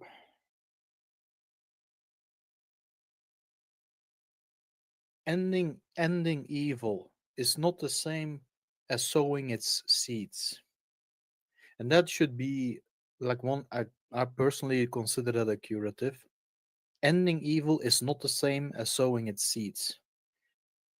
And if people would simply like have something like that in their minds to work with, to consider, it's like, actually, that this freak in front of me, that isn't even a self, not only is encouraging the murder of Kirk, which is already enough to consider them absolutely nuts, sick, despicable, whatever you can think of, like the worst of the worst. But they want to do it more. That is not someone you listen to. The conversation is over when the bullets start flying around, right? There is no talking at that point anymore. What I mean, what are you gonna do? Like, have a chat in while some barrel is shoved in your face? No, no, that's insanity. Um, and yeah, as I suppose, happy as we can be that a lot of people now are like, okay, these creeps, they're working in places where our children go, and whatever it's gonna be, we're gonna fire all the ones that we can find, or have them fired, or whatever it's going to be, because they do not deserve to live amongst us because they're dangerous to us. Simple as that. That's survival. That makes sense. They're defending murder, so they have no moral foot to stand on either. And yeah, at the end of the day, it's about they want to they want all the boundaries gone, and it will be the end of all of us. Simple as. Like in in the wilderness, everything has a boundary too. It's not drawn on a map or whatever, but every creature has its territory, right? Has its habitat that it needs to have, and that is what needs to be. Yeah, once we have enough people with the spine to set their foot down and says like, okay, you've crossed too many lines already, and we're gonna have you walk them all the way back. That needs to be the attitude, and if they can't handle that, that is their problem. About how numerous they are, personally, I'm not too worried about that. Um, because it's all, yeah, it's a mass scale fit that they might throw, but with uh, our ancestors exemplify that, we like throwing numbers at us. At the end of the day, it never works out so long as we have our own shit straight, and that is what I would recommend focus on the most, and get as many along as we can as what we're doing, right? um yeah, that's just what I wanted to share. And I know it's a bit much, but I mean, it was already going for an hour or two or something before I joined, so I'm using up, like, catching up with time as I'm going. um yeah, guys, I personally, like, I'm not afraid of these creeps. And there are many more methods aside why it will, the using the lexicon, by which you can make them very uncomfortable, to the point that even if they are many, they will get very silent in your presence. That does exist, but people need to want to learn it. I want to use it. So yeah, that's all I have to say on that for now. And I appreciate the time and the patience, guys. No problem, brother. You say a lot, but it's very, very good information. You make a lot of great points. Um, to one of the things that you mentioned, as I've said before, there's a lot of reasons I don't attend church anymore, and one of them is the position on the death penalty. I have no problem with the death penalty. If you kill somebody, you go in the ground. You go in the ground as a deterrent uh, to others who are thinking about killing people, and you go in the ground so that you sure as hell can't do it again either. But of course, this modern white age church is with the hippie Jesus who's cool with who would be hanging around with trainees while smoking weed, to him, well, the Bible says thou shalt not kill, and it means it. But, I digress. I'm curious too how many of these people we see are simply trying to escape from being identified as the most hated demographic on the planet, a straight white male. And I know we have hands, so I'll try to do this real quick. We have Jay Bishop, Anglo-Saxon NWG, and Anna White is Men's with You on YouTube. Good to see you all. And we just had a comment I wanted to read in from the cool Papa Jay. He says, I just had a conversation with a young white man at work today about the white erasure we're seeing at our workplace and Idaho in general. He agreed, but then retreated into the talking point that actually all people are bad and the world would be better off if we didn't exist. I have no comment on that. My friend Mr. Hans, come on in, please. I want to highlight a few points. So the one thing is, don't think Tyler, the assassin of Charlie, and this person now, they are not trans. They are trans adjacent. So it's a cope to think that, well, these trans people are psychotic, so what do you expect? These murderers were not psychotic. These murderers acted out of moral outrage. It's not that they were called out. It's that no one calls them out. No one calls them out as anti-white. So everyone indulges. This person and you can see what they think of themselves by the things that they write on the cartridges. Catch this fascist or anti-ICE. What's going on here? Well, ICE agents in the anti-white narrative are the war criminals. So it's not that this person is anti-ICE. It's that he's defending against the people that he thinks are vulnerable. This is a moral act. And this is why these people will put their lives on the line and no one else does, because they are true believers. And once we start calling them out as anti-white, we will strip them of that moral posture and we'll see a lot less of this stuff.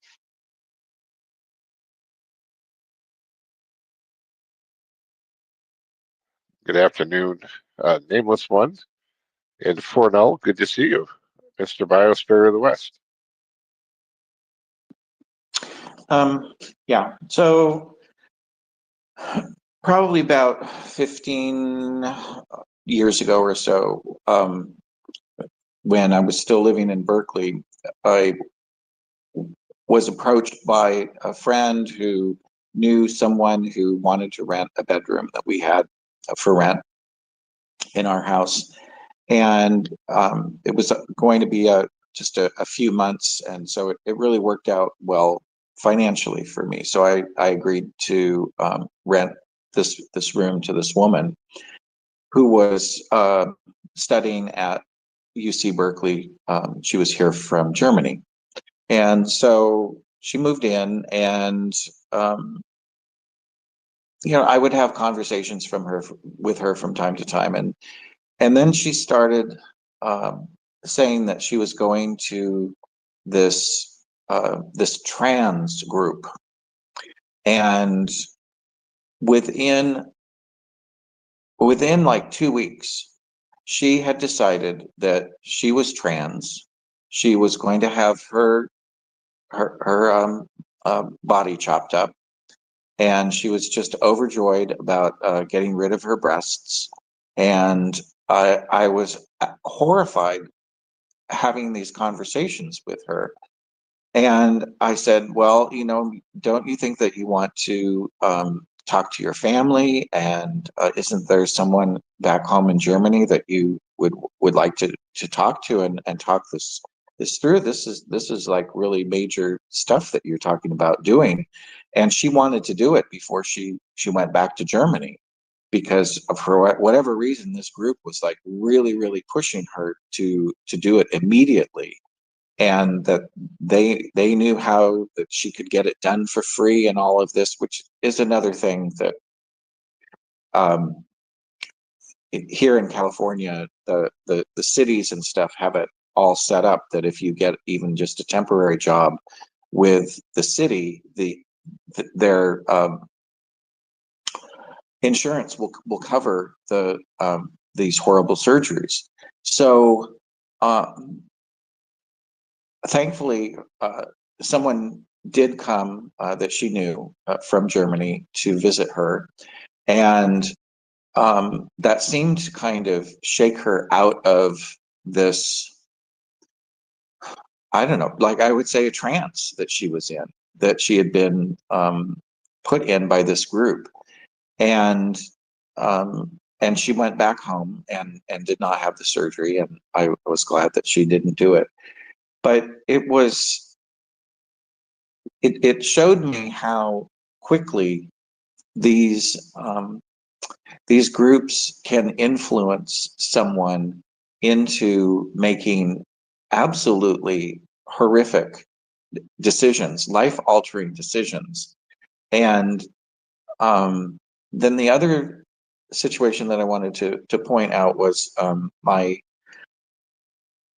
former best friend, who has decided that I'm just too much for him to deal with. But anyway, he and his ex-wife had 2 children, and his ex-wife contacted me last year and was saying, "Can you please help me with our daughter? She has decided that she is trans, and she's in this relationship, and she's really getting pressured to have the surgeries, and she's already taking the hormones, and the she was very upset."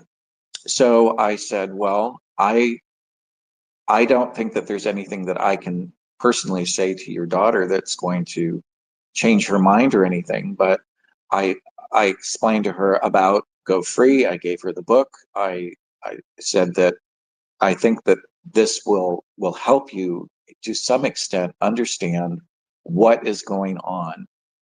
And unfortunately, she dismissed it. And the next time that I spoke with her, she just made a nasty comment about being racist and racism and all of that.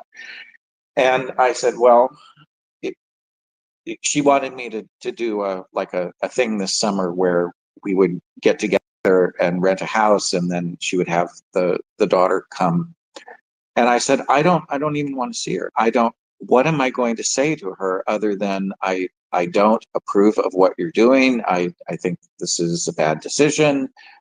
She's just going to get up and leave. So there's that. And then the other aspect of that conversation with her was that the other child, their son, was in a relationship with I guess it was a boy who thought he was a girl and was transitioning. So here you had both children that have been caught up in this trans stuff. Both parents are very anti-white, though they would never admit that. They don't see themselves that way. But here in California, it is so beaten into us to us on every level, from the governor on down, in the media, in schools. This stuff is pushed like you would not believe. And this is why we keep seeing these statistics of schools with like 40% of the children think that they're trans, or that they're furries, or that they're LGBTXYZ or whatever it is. They're anything but white. They just are fleeing from their racial identity because they are seen as an evil person because of their racial identity, and no one gives them a positive racial identity. And here they're going into these school environments where this is just being completely presented to them as normal, as healthy, as good. And oh, if you just do this, everybody's going to like you and everybody's going to love you. And no one will think that you're evil anymore.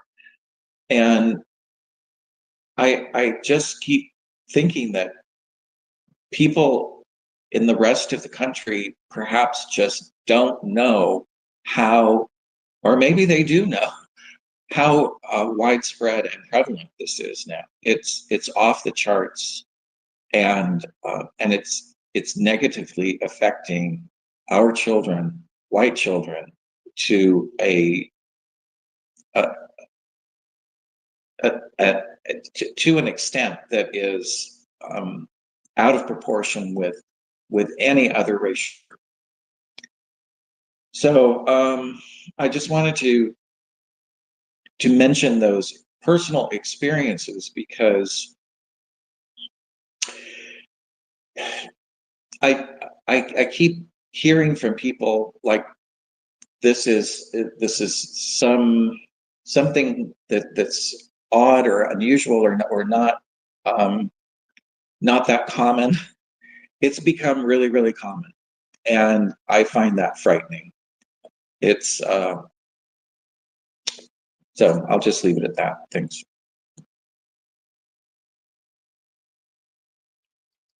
Yeah, Biospirit, you're right over the target. It is pushed immensely in schools onto children. My middle daughter, when she was 13, uh, we spent one whole summer with people trying to convince her that she's gay. Of course, thankfully we were able to talk her out of it, but it's off the charts. It is insane. It's not fringe. That's the first mistake you can make, is thinking that this is just some fringe stuff that it's not. It isn't fringe at all. This is very much the mainstream push onto children. And it's only from everything I've seen, it is almost exclusively pushed onto white children. And so of course it's anti-white for many reasons, that being another one. But they've tampered with themselves to the point where they can't breed, so they can only recruit. And it's so disgusting. It's frustrating as a parent uh, dealing with it. And one of the things, I think I even mentioned this in a space not too long ago too, that one of the things that we looked at when we moved here, uh, I did a walkthrough of the school, and I want it because now my youngest is in elementary school. But I did a walk through the school. I made a point to look at, not just talk to people, but to see what kind of things were on the bulletin boards. Was there signs for trans club? And now at her old school in Texas, and remember, this is third graders having big, huge bulletin boards about trans lifestyle and all this other garbage. It was so sickening. And I'm very grateful that we didn't find any of that in this school. But I made a lot of calls, talked to a lot of people, because as much as I recognize that the lack of it doesn't necessarily mean that it's not there or that there aren't people that are anti-white. At the very least, it's a whole lot less than what we were dealing with in our old school. It was intense. And I cannot wait for her to grow up, graduate, and all I can do in the meantime, of course, is uh, continue to guide them like I did all my children. And, thankfully, they all understand truths. Um, they are now, two of them, of course, not the youngest one for other reasons, but the two older ones have read Go Free. They listen to this space now and then.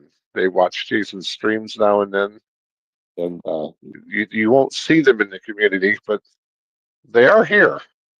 So, there is, and I think it's worked out a lot better for them. Mr. Hans. Well, I don't know if it's true, but I saw on one of the posts that the person who was killed apparently had handcuffs on. So it was one of the ones that were detained, which would explain why they are not drilling into the poor innocent bystander that was murdered, because it contradicts the anti-white narrative. This anti-white murdered an innocent bystander. Well, someone who was on the way to be deported, which is supposedly what this person was trying to prevent. Yeah, so confirmed. Well, not confirmed yet, but that's the situation. I had to close and reset, Hans, so I didn't hear the first part of that. If you could just repeat that quickly. Well, it seemed like one of the person who was murdered was in handcuffs, which means it's probably someone who's detained and on the way to be deported, which would contradict the anti-white narrative, because this murderer is supposedly trying to prevent the deportation. Now he murdered the person that, so it seems like this is why they are not making a big thing about the person who was murdered. Because, if it was an ICE officer, they would say, yeah, well, karma, or he deserved it, or something like that. Oh, yeah, absolutely. Mr. Eindland.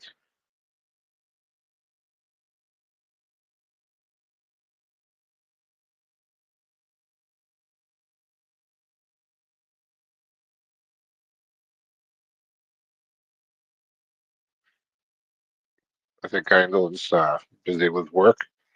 Welcome, Robert. Or actually, Julia, got your hand up just in time. Go ahead, Julia. Yeah, I was going to mention a study. I can pull it up at some point if people are interested. But I watch a podcast by Malcolm and Simone Collins. They're really big on pronatalism, getting people to have more babies. Unfortunately, not just white people, although I do think also that the Asians should probably have a few more babies, especially the South Koreans. But yeah, they're a little bit anti-white, but they still have some interesting stuff. But they talk about interesting things from interesting perspectives, and the study that they talked about, it looked at long term people who thought they were trans when starting in their early-ish teens, and 85% of them, I believe, it might have been more than that, but it was at least 85%, turned out to be, maybe it was 95%, just confused. And most of them were autistic. So it seems to be that a lot of autists in particular, or people labeled as autists, get caught up in this. And I can totally believe that. Um, I don't think that I would have been, even if I had been born later, that I would have been caught up in this type of thing. But um, because my family is too has too much racial pride for that. Um, but I can understand the appeal to an extent, because it's strange as an autistic woman because like I've never felt at odds with my body or anything like that. But when I was younger, I used to sometimes feel like I was wasted as a woman because uh, all I wanted to always do, like my primary goal was to get married and have children, and uh, yet I felt that but I also had a lot of ambition, which I still do, and intelligence that I felt was better suited to a male. And yeah, if I had had a lot of people yammering in my ear about how, oh, I could succeed more if I became an actual man, um, I don't think it would have actually done anything to me, but it's I can see why it appeals to especially autistic people who already feel as if they don't belong, and then with anti-whiteism making them even more not want to embrace their racial identity. They're just yeah, they're so desperate to latch onto any sense of identity. Good afternoon, Robert. Come on in. Hello.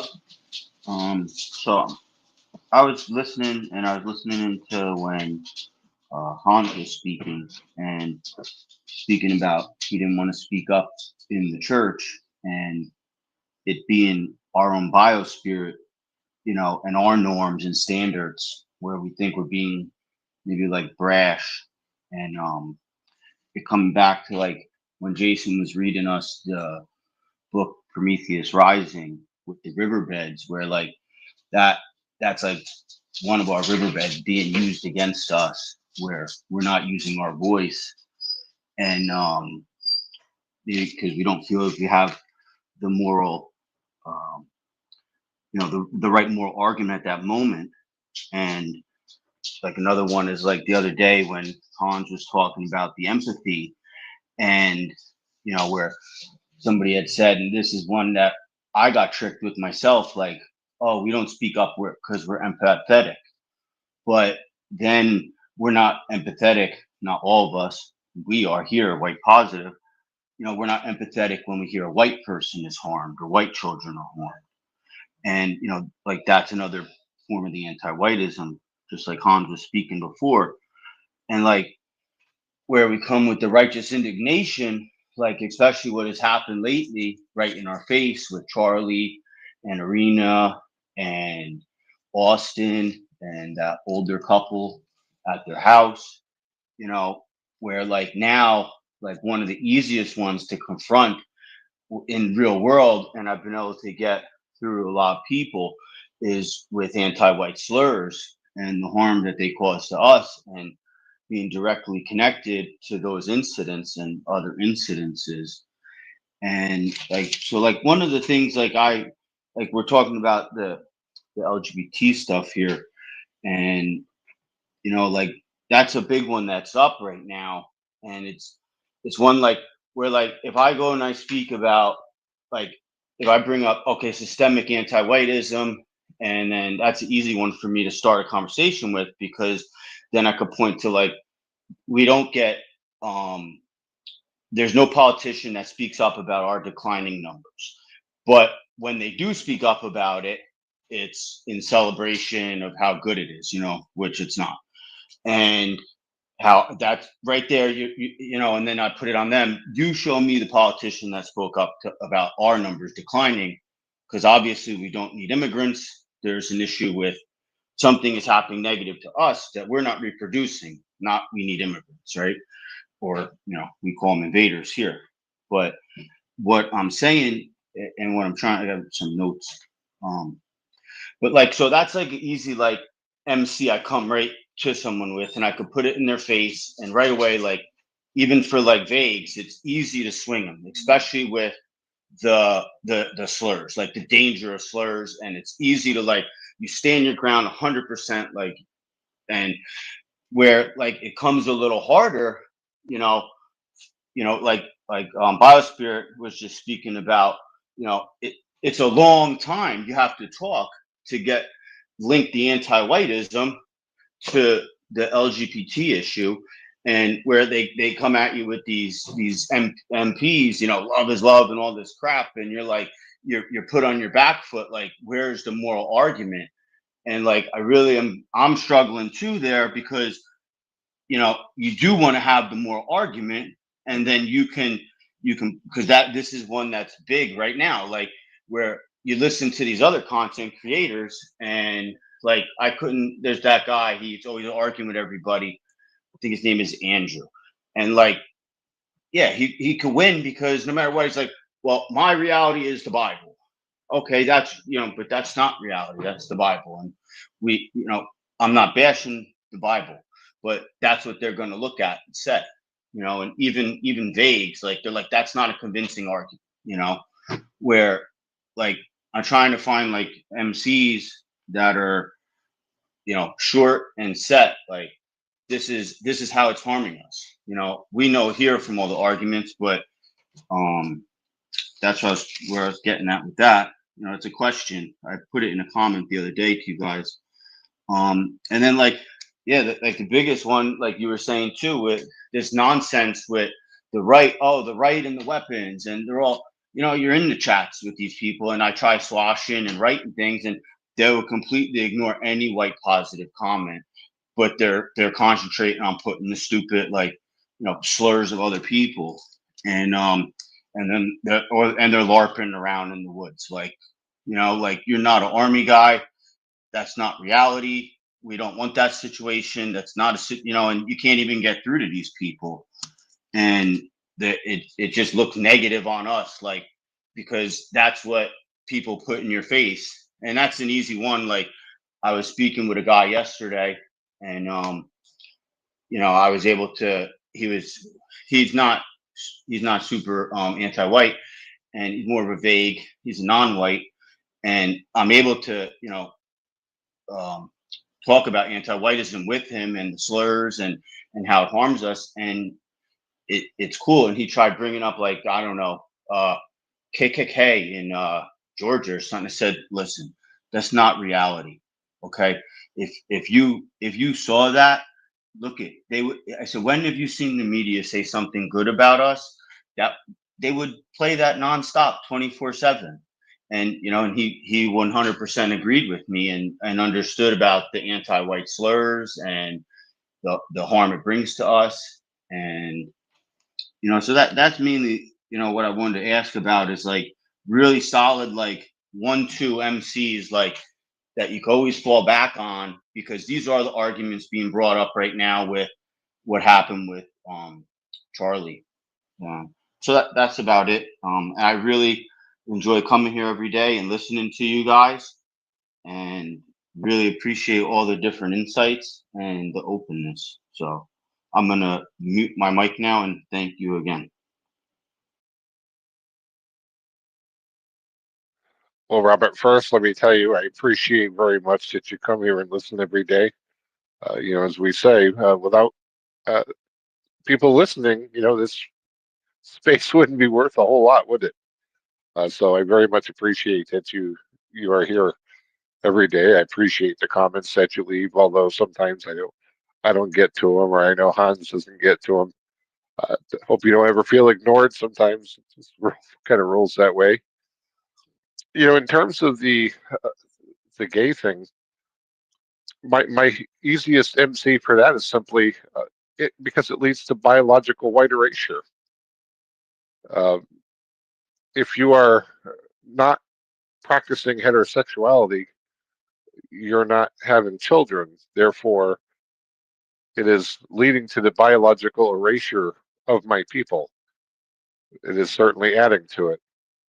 Um, and the problem with trying to use a biblical argument, of course, is not everybody believes in the Bible. Not everybody's Christian. It's not a universally held belief. But everybody can understand that two men having intercourse does not lead to a baby. Therefore, biological white erasure. And I suspect Hans is going to add to that a whole lot more. Mr. Hans.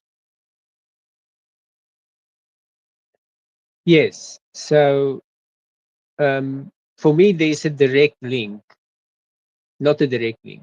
There's a um, there's a thought chain that leads to trance, and it starts with the fact that our children are not told that they have a people to be proud of. Anti-whites tell them they were born guilty into an evil race, and they opt out of the white nuclear family in a pathetic attempt to atone for what they did not do. Now, the parent of a child who wants to, or a loved one of a person who wants to go trans, can verify each of these points. Go and ask that person if they are proud to be white. Go and ask them, that person, if they think that they were born guilty or that the white race is evil, and go and ask that person if they think it's good, if it's a good thing to be in a white nuclear family. You can verify each of these points, and this is what leads to them deciding to destroy their own lives. At the end of the day, they don't want a future filled with beautiful white babies. That's and they feel guilty, and they feel they are doomed to atone for grievances never committed. So it ties together, and I think this is observable and testable. Those people can go to their loved one and ask them these things, and they will see. Um, and once you identify the problem correctly, then you can start to think about solutions. But when you walking in the dark, you don't see the cliff that you're going to walk off of.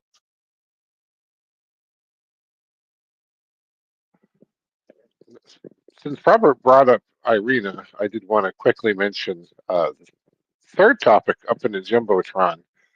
And this doesn't really require a discussion, but it was just more of a news update from Matt Van Smol. The North Carolina House of Representatives did pass Irina's law, which ends cashless bail for violent criminals. This is a good thing. And of course, the vote breakdown is such that this will not be beatable. So this should be a done deal. It just has to go and get proper signatures. But of course, I don't count my chickens until they hatch. But I did want to mention that. Mr. Janitor.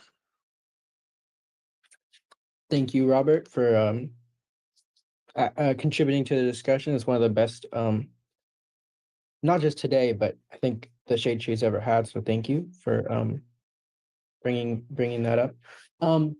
And I have I have heard those anti-white mean pathogens that Robert's talking about, the love is love stuff, and I think the best one to hit that one at least, and a few other ones, but is uh yeah, to create a future where they're not in control. And so you're saying, like, what is a one easy one like thing? And an MC for that. I'm just looking at my computer. 1 second. So I think You're it's the cheating. opting of the no, I'm teleprompter actually. Opting out of the white nuclear family, the ideal necessary for the continuation of our people in a pathetic attempt to atone for grievances never committed. So um and I think it's the future part is what I'm missing from that quote. So oh, it's right here. But where is it then? Okay.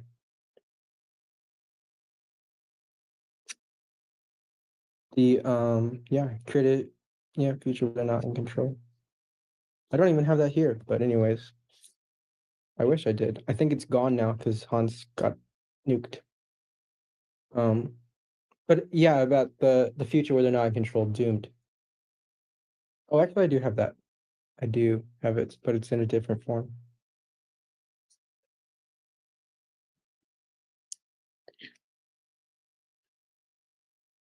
Miss Nope. Julia? Yeah, I was just going to say that unfortunately, if you just leave it at well, being gay leads to white erasure, people can come back with, well, there's surrogacy if you're a gay man and you can make sure to have a white egg donor. And if it's a lesbian or whatever, then she can get a sperm donor who's white. So they can come back with that. So I think you would need to go a little bit further and say that, speak to the importance of our norms relying on both a mother and a father, and the traditional nuclear family being uh, central to Western civilization. So it's not just about biological white erasure, although that is important. But even though it's that we need a traditional nuclear family, and especially the presence of a father, I would argue, and that it can be backed up very well by looking at the evidence. Um, because children raised, by single mothers do really badly, and children raised by gay men actually do not that badly. They do actually better than the ones raised by lesbians.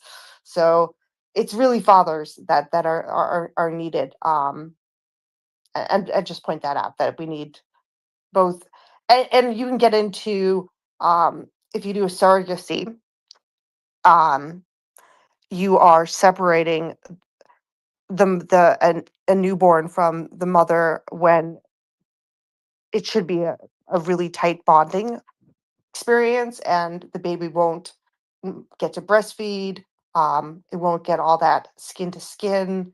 Um, and it's biological mother, and that's a horrible deprivation. So I think you have to go a little bit deeper than just saying biological white erasure. That's my point.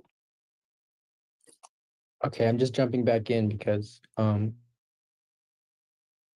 was referencing a talk I had with a man from Utah, and he's a Christian, so I can see why you have to address more than that, because it's definitely uh well, over there it's Mormon, but I think in Utah, I mean, I had heard there was a big rate of trans in Utah, but I don't think it's, I mean, it's number 8 of all 50 states, so not number 1. Um, and oh, and I found that thing that it was on my it was on a post from me. So it was, our children are told they were born guilty into an evil race and that they are doomed to live their lives. Atoning for grievances never committed by creating a future where they're not in control. And I brought that up in that talk with the Utah man. And it was before the Charlie Kirk, not too long before that, but a week before the assassination, and before Charlie Kirk was assassinated. And I also he really resonated with that one, and the other one he resonated with because he was trying to do the Christian thing, but I was like, you really gotta put biospirit, and you're born into a people before the other things. And he was like, obviously, yeah, of course.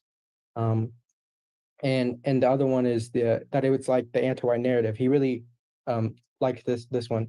Is like everything else, super smart anti-whites believe that biological white erasure is the only way to address their belief that whites have an evil seed inside them. They just don't want to see another white face, even if it's the one in the mirror.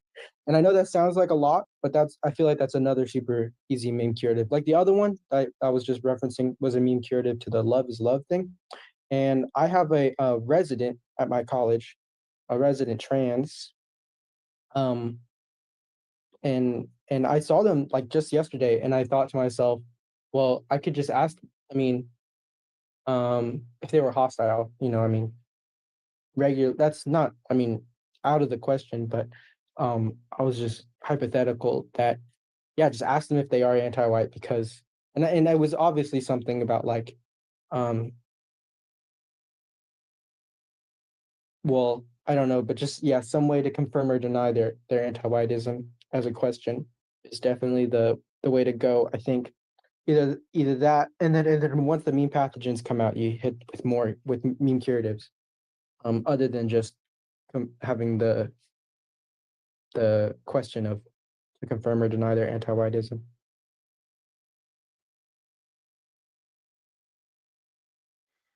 Good afternoon, Cindy. Been good to see you. Steve leaves a comment. Hans is 100% correct.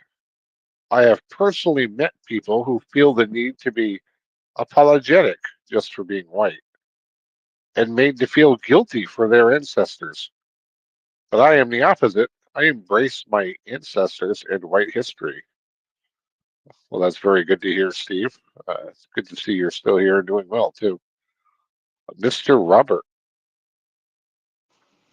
Yeah, I really appreciate it. And that's where I ran it. I know, to use the biological white erasure argument. Obviously, like when I'm speaking with Biggs, it's easy, and like Julia tied it in a little better. Like you do have to go deeper because like the other one, then I get stuck on, and then they hit you with is, well that that's how they were born, and I have a homosexual brother. um he's older than me, much older than me, like by with 20 years, and he is super anti-white. I don't speak to him anymore. um and he was pretty annoying anyway before his whole life anyhow. And then I mean, he even like when my son was young, he would be like, "Oh, I didn't know this till my son got older. Oh, tell your dad you want an earring. Tell your dad you want to paint your nails." I mean, he probably was just doing it to annoy me, but you don't know. And anyway, my son is he has to go free book now, and he's older, a little older. But he was resistant to that anyway. He knew it was nonsense. And so like first is the one that I was like, getting at is like but that's how they were born. And I don't know if that's how my brother was born. He's older when I was born. um uh and then what to do, like then the next one is like that they'll hit you with, then what do you do with them, and like it's not that, obviously we don't want to do anything negative to them, but it's like, that's one that stumps me, a little bit when I'm trying to formulate these right now, because this is, the hot topic that you have to talk about and bring these up, because that's what it seems like a lot of these shooters are being right now. Like I've also used it, like when the shooting in Minneapolis happened. I was like, I talked about the white flight and the that community being that's white flight, and that's the only way to get out of their skin. I actually was able to use that one yesterday, even when I was talking to the vague I was talking to yesterday, and explain that to him, that we're told 24/7 we're evil, and then when they say, look, oh, I'm gay, or I'm a boy or I'm a girl, whatever, then you get to be part of a group, like we saw with the redheads that then now they're black, and Papa J Magic pointed out to me in the comments section on YouTube that time, like, no, because I was like, I can't believe that they're serious, but they really are, and he pointed out, he's like, no, they're serious, and that, it's the same thing with this community. With them, it's like automatically they have people that are like, yep, I'm here for you. You say you're one of us, and they probably have that same feeling that we're lacking, and as being people, and to put that uniform on as I'm this now and I'm not white, is why they do it. But those were the other two that I had the issue with, was, in this watching or in real life, because I do like to talk to a lot of people in real life. But they're born that way, and what do you do with them? So I'm gonna mute my mic. Welcome, Ivan the Horrible. Mr. Hans. So, what is very annoying sometimes is if someone passive aggressively referred to grievances in the past with no, in a way where you cannot directly address it. And what I do in those cases is I say simply, we owe our ancestors thanks and our children a future. And then the person will either shut up about it, or it will draw them out to be more explicit, and then we can get into that conversation. But I really, it's really annoying if they make these oblique references to things that happened in the past, and then everyone, the unspoken premise is always clear, but it doesn't give you something to get a hold on and address it, and that's something that does tend to draw them out into a conversation. So it's just, we owe our ancestors thanks, and our children the future. And if you read it correctly, that will usually draw them out to be more explicit about their white guilt.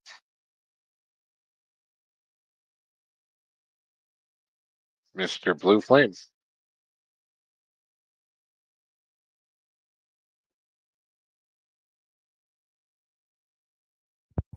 No immediate comments beyond what already you mentioned earlier.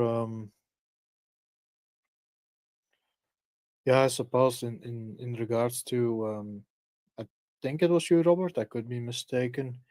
Uh, when you have when you have someone like that trying to shove his uh, his preferences, let's say, onto a child, that is huh, that, well, let's just say that is disgusting. That is absolutely disgusting. And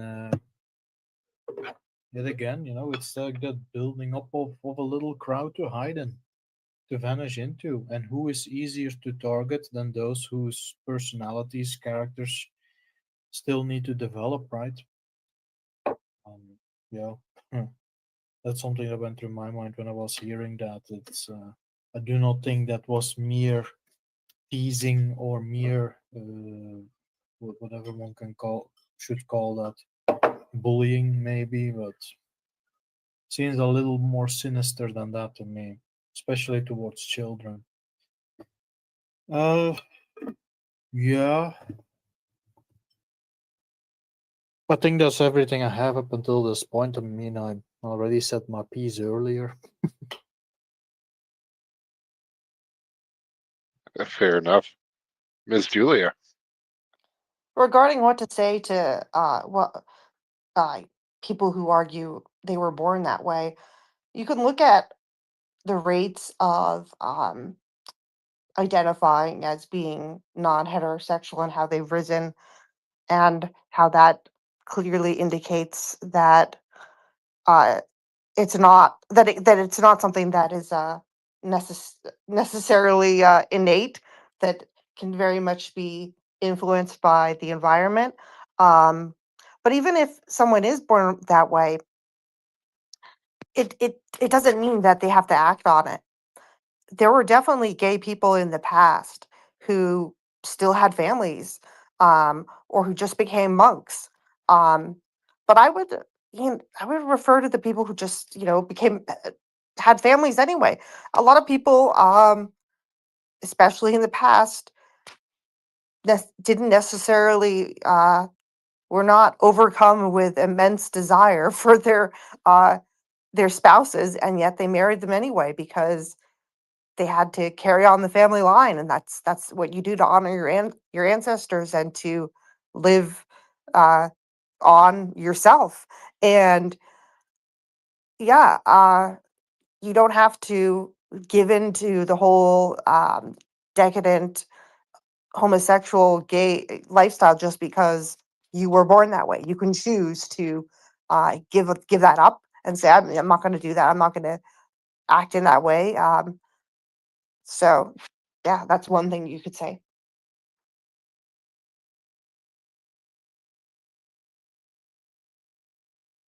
We all have certainly moments where we'd like to do things that aren't necessarily a good idea. And we don't do them because we conform ourselves to our proper Western norms. And in terms of prevalence, okay, the percentage of people are born with no legs. That does not make that the norm. No, the norm is that humans are born with two legs. Would you wish your child to be born with no legs? No, you wouldn't. And to be quite blunt, as Julia basically just said, it is a choice. You know, it's a choice. You have a choice to act on it. Because let me tell you, nobody in the history of ever, no dude, ever has just been walking down a sidewalk, minds his own business, tripped and fell mouth first on somebody else's dong. It just doesn't work that way. So you're right. In the past, people did what was proper. They conformed themselves to our Western norms. Mr. Hans, Well, even if you have, so the white nuclear family is the ideal lifestyle that is necessary for the continuation of our people. Um, and we have many ideals. We have ideals of what the ideal weight is, our standards of beauty, and you are going to fall short somewhere. But the point is, we celebrate our ideals. We don't celebrate other lifestyles. Now, what's currently happening is every other lifestyle is celebrated, but the white nuclear family. Um, so when you celebrate another lifestyle, that's anti-white. It's okay to fall short. So the difference is, for instance, pride is anti-white because they insult our Western norms by doing all that stuff in public. Um, so it's about comporting to our Western norms, and that necessarily means what you project on the environment and how you act in front of other people.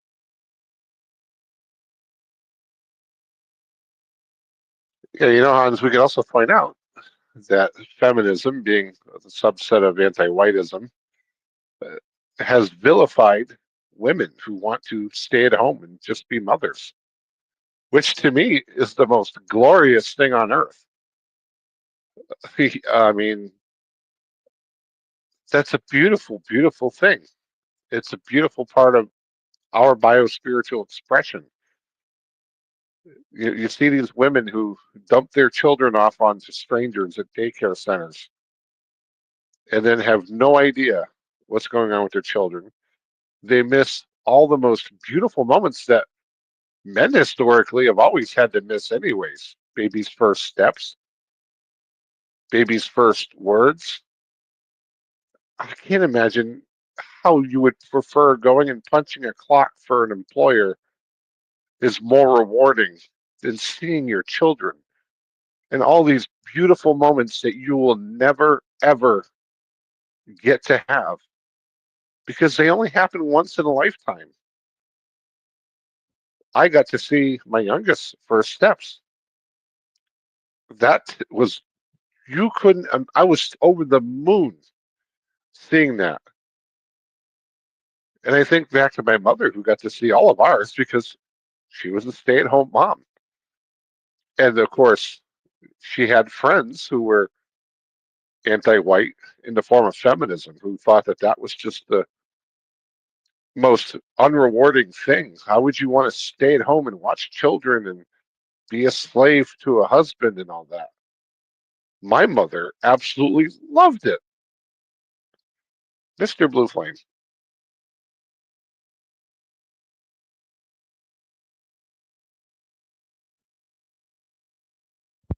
I was. Oh, is this working? I'm not seeing. Is it malfunctioning? Okay, you guys hear me? Okay, that's good. It's not working from my end at any rate. Um, just talking about that. With I think with what Julia mentioned also a little bit. If I heard correctly, if I understood correctly, is it's a bit anecdotal, but I do remember being in a town once for a few months, and there was this, well, gay, whatever, lesbian family, if you will, of sorts, So the mother was one, but she already had a child with some guy, and then the daughter ended up being this way too. And they had a little store, and I've been there a few times when I was there, and people just ended up talking at some point about the daughter. And it's like, oh, like she's pretty blonde, and what is she doing? And it's just like, is their mom, pushing this stuff on her? Uh, and I didn't really look into it, so I can't say one way or the other, I suppose. Although the patterns in society are pretty clear on that, but what have you. What I did notice though is that these people in and of themselves were like this mother and her daughter were very scared of the world. Is what I noticed at any rate. Just scared of everything, and fleeing into this sort of uh, well, they had like that oil puddle flag outside of their place and all of that stuff. And uh, I remember so like a bunch of people were talking, and I just was basically simply there. Um, and they were going on about, okay, yes, like, are they being pushed? Is she being pushed into it? And look at how scared she is of everyone that's coming over the floor, and everyone is nice, friendly. It's like, what's going on there, etc., etc. Uh, and then something came up about that she, like the daughter, was trying to break out of it. She wanted to she wanted to break out of this mold that she, I suppose, was raised into, um, wherein the daughter understood a lot of the child abuse, of this organization that of which they had the flag outside of their place, right? So, and that sat very ill with her. But at the same time, she was afraid that the world was that she was going to end up alone, because, well, apparently the world is super bad to lesbians and what have you, right? Like basically the anti-white narrative in that sense, the fear mongering. Uh, so like she felt that she needed to be loyal, but at the same time she had these moral qualms with being there at the same time. And I just dryly, almost, you could even say almost stupidly, I just blurted it out without thinking. It's like, you realize that you can't be gay without belonging to this particular organization, right? Like, and nothing beyond that. Like, as silly as that sentence is in a way to say it like this. And this entire group, you know like everyone went quiet. It's like, he said the thing, right? And uh like people were actually like, I mean, they weren't angry or anything, but you could tell on their faces it had never dawned on them that having like a, let's say, homosexual proclivity or whatever, or lifestyle choice, blah blah whatever. It's like they never thought about that could be separate from these organizations. It's like, okay, so you're into it, so you have to carry the flag basically.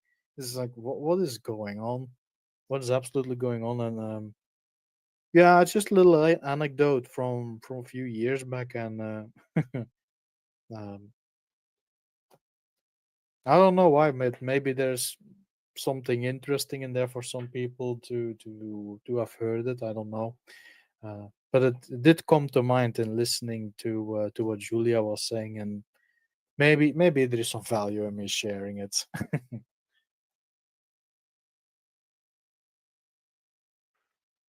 Well, we're all here to share, so there's value in everything. Um, for some reason, Blue Flame, that brought something slightly different up to mind to me. I had a friend of almost 20 years who no longer talks to me now because I said he did something that was very anti-white, and I was very nice about it. I mean, for me anyway. So I'd known him for a long time. He got married. They in about third or fourth year of the marriage, they discovered that they were unable to conceive for some medical reasons, and that they were going to go ahead and adopt children, which is a beautiful thing to do. And he announced to me, I hadn't seen him in a little bit, and he had announced to me that uh, him and his wife had adopted two little black children. And I, in the politest way I could, pointed out that that was anti-white because, of course, these are resources now that aren't going to white children to further his people. He is furthering somebody else's people. And I did not go into, how this usually gets much more complicated when the children get older. But anyhow, you telling that just brought that to mind. Mr. Hans. So one of my co-workers, she married a man who was divorced and who already had children. So her new husband, so this was her first marriage, but her new husband wasn't interested in children. So of course now she wants children. So what does she do? She starts talking about because she's white guilted, and she starts talking about adopting black AIDS babies. So it's just black AIDS babies. Give it, every day, black AIDS babies. And pretty soon, I hear she's pregnant. And the husband gave her three beautiful daughters. I think he saw the writing on the wall and he thought, well, better my own children than black AIDS babies. Wise decisions. The thing is, it's not like I wished ill on these children. I certainly hoped that they would have been adopted to a biospiritually compatible family and had a good upbringing and all that. It's not like I wished ill on them, but I viewed that as harm to my people. And he just couldn't understand how that was the case. Of course, in this community, I think most people here would understand where I was coming from, or certainly my position anyway. Mr. Biosphere of the West.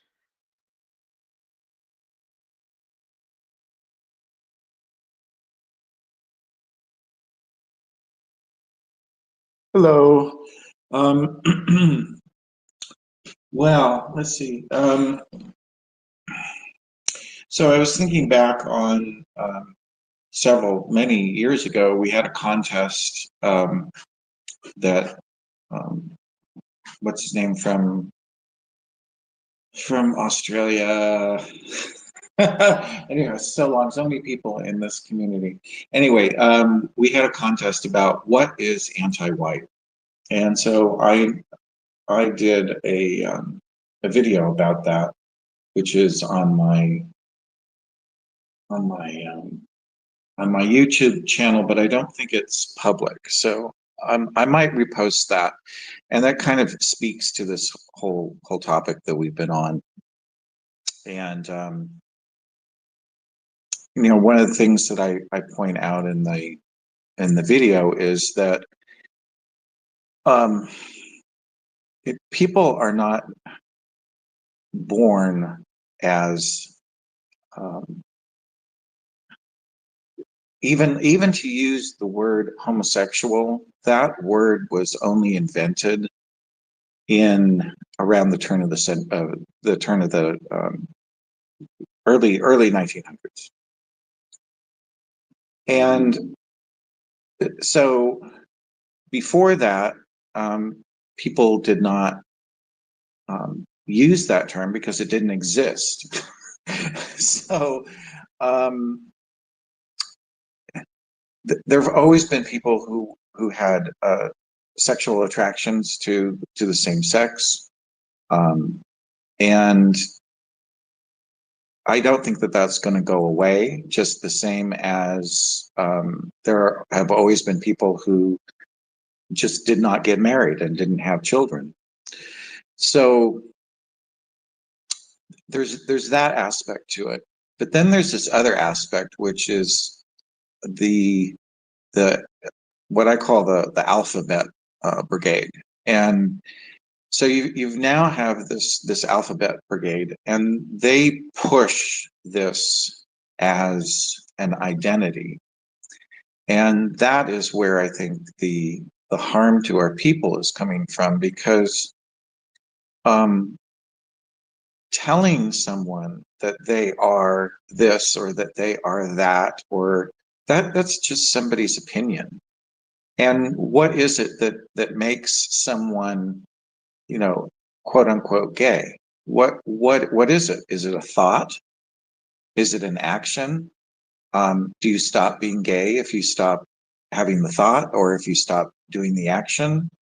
At what point, it's really quite bizarre if you start thinking about it. And um, and really what it does boil down to is that it is just a thought. And you have many thoughts. People can have all sorts of different thoughts, uh,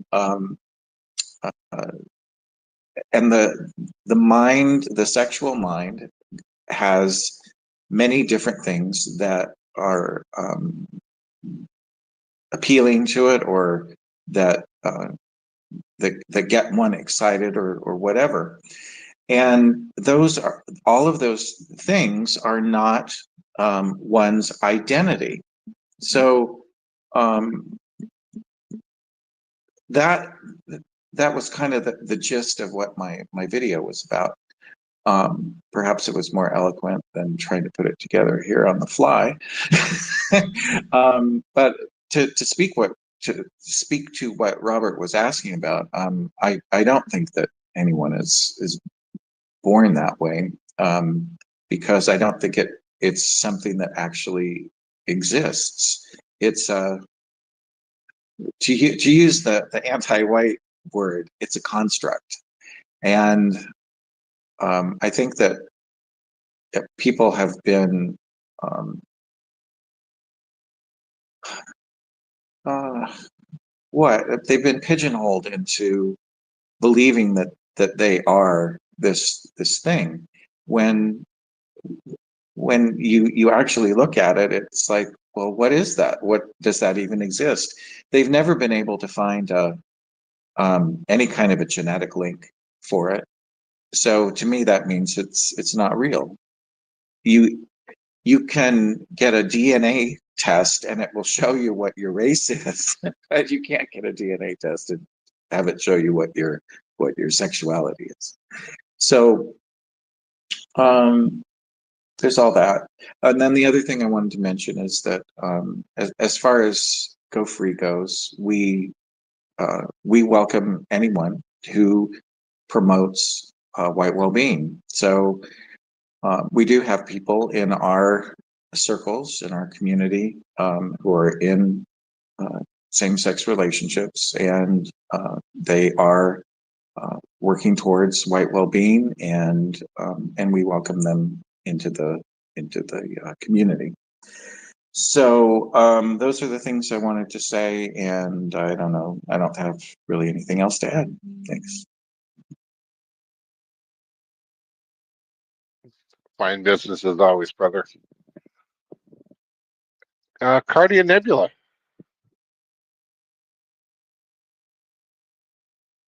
Hey, am I coming through? You are. All right. Yeah, I just wanted to comment on what Biosphere was saying. That my experience with that. Well, he was saying, where does this this narrative come from as to who is gay and who's not? Well, who defines it is generally gay people. They say that if you like move your hand in a certain way or you tie your shoes in a certain way, oh, you might be gay. You might be gay, and next thing you know, that's in your head, and you're talking about it being pathogen. Next thing you know, you're going to convince yourself that you are, and then go out and try it, and then a lot of people, I would imagine, would like it, and then they go, "Oh, well, I guess I'm gay. They told me I was. I tried it. I liked it, and then I'm gay." So I'm not exactly speaking for myself here. I'm just through observation of what I can see from people. It's sort of, well, again, it's a bit of psychological warfare. That's all.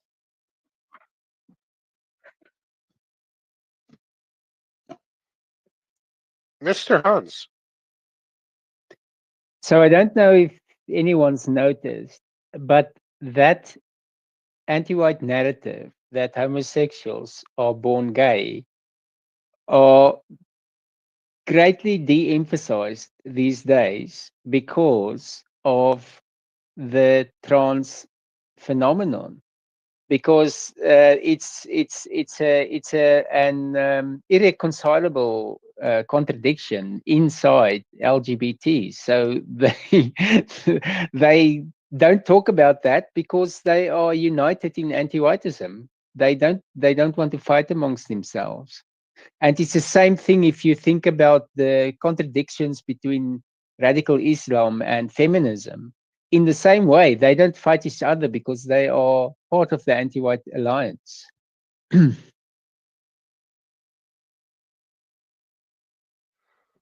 just wanted to comment on something Biospirit was just saying. I know first I know plenty of gay people, and the ones that I, of course, tend to get along with are a very different breed. They are, they're gay. They have their life. They do their thing, and they all have something in common. They all absolutely reject the anti-white rainbow mafia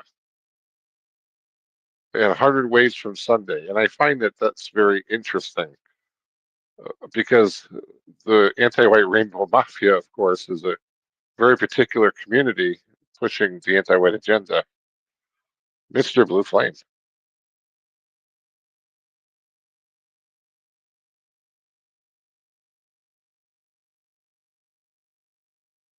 I'm also reminded of an interview that Mr. Molyneux once did. It's been years ago, actually, about this, and it was a fascinating story of like a guy.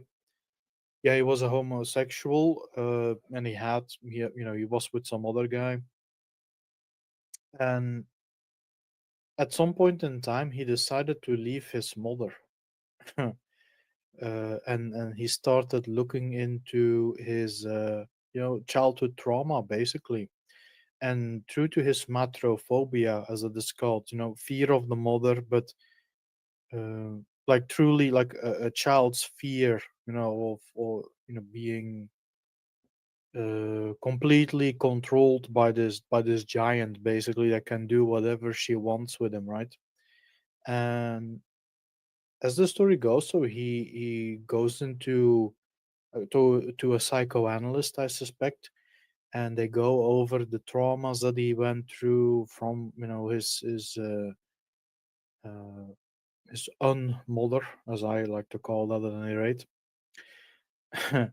And he at some point in time he went to live on his own with the other guy. He was in a he was in a healing state. He was getting on top of it all, and suddenly he realized is that I'm not gay. It's like just it's yeah, it's a few years old now, and it's but it should still be up there, I suspect. Mr. Molyneux was going on about. It's like, yeah, and he realized that I'm not sure about the other guy that he was with or had been with, but yeah, once he dealt with his trauma to an enough of a degree that he had a hold on what was done to him. He realized that I'm none of this. He was just a straight guy who was, just messed up in a sense. So I just thought of that. But yeah, I'm not sure what his name was or whatever, but uh,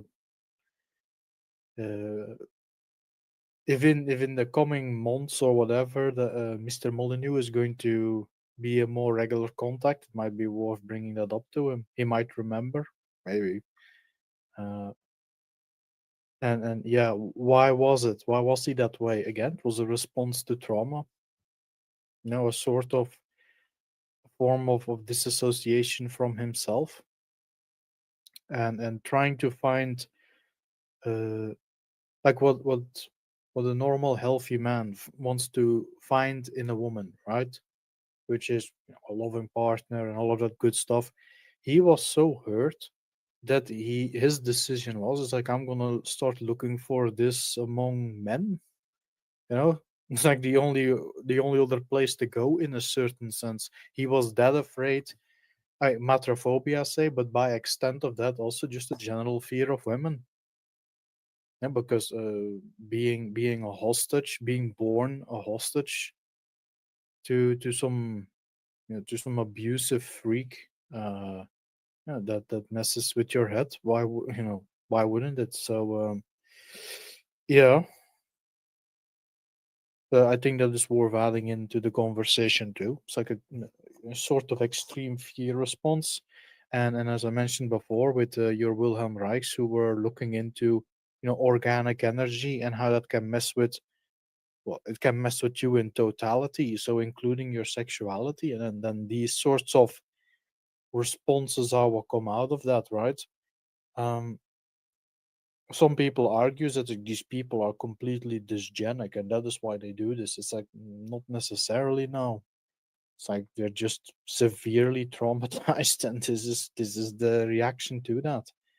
And yeah, it takes it begins with awareness, and then there are methods to heal people out of this. It does exist. There are ways out, even for gender dysphoria. There are people who suffered it, and they were helped out of it by professionals. It's it's all possible. That's what I have to say on that.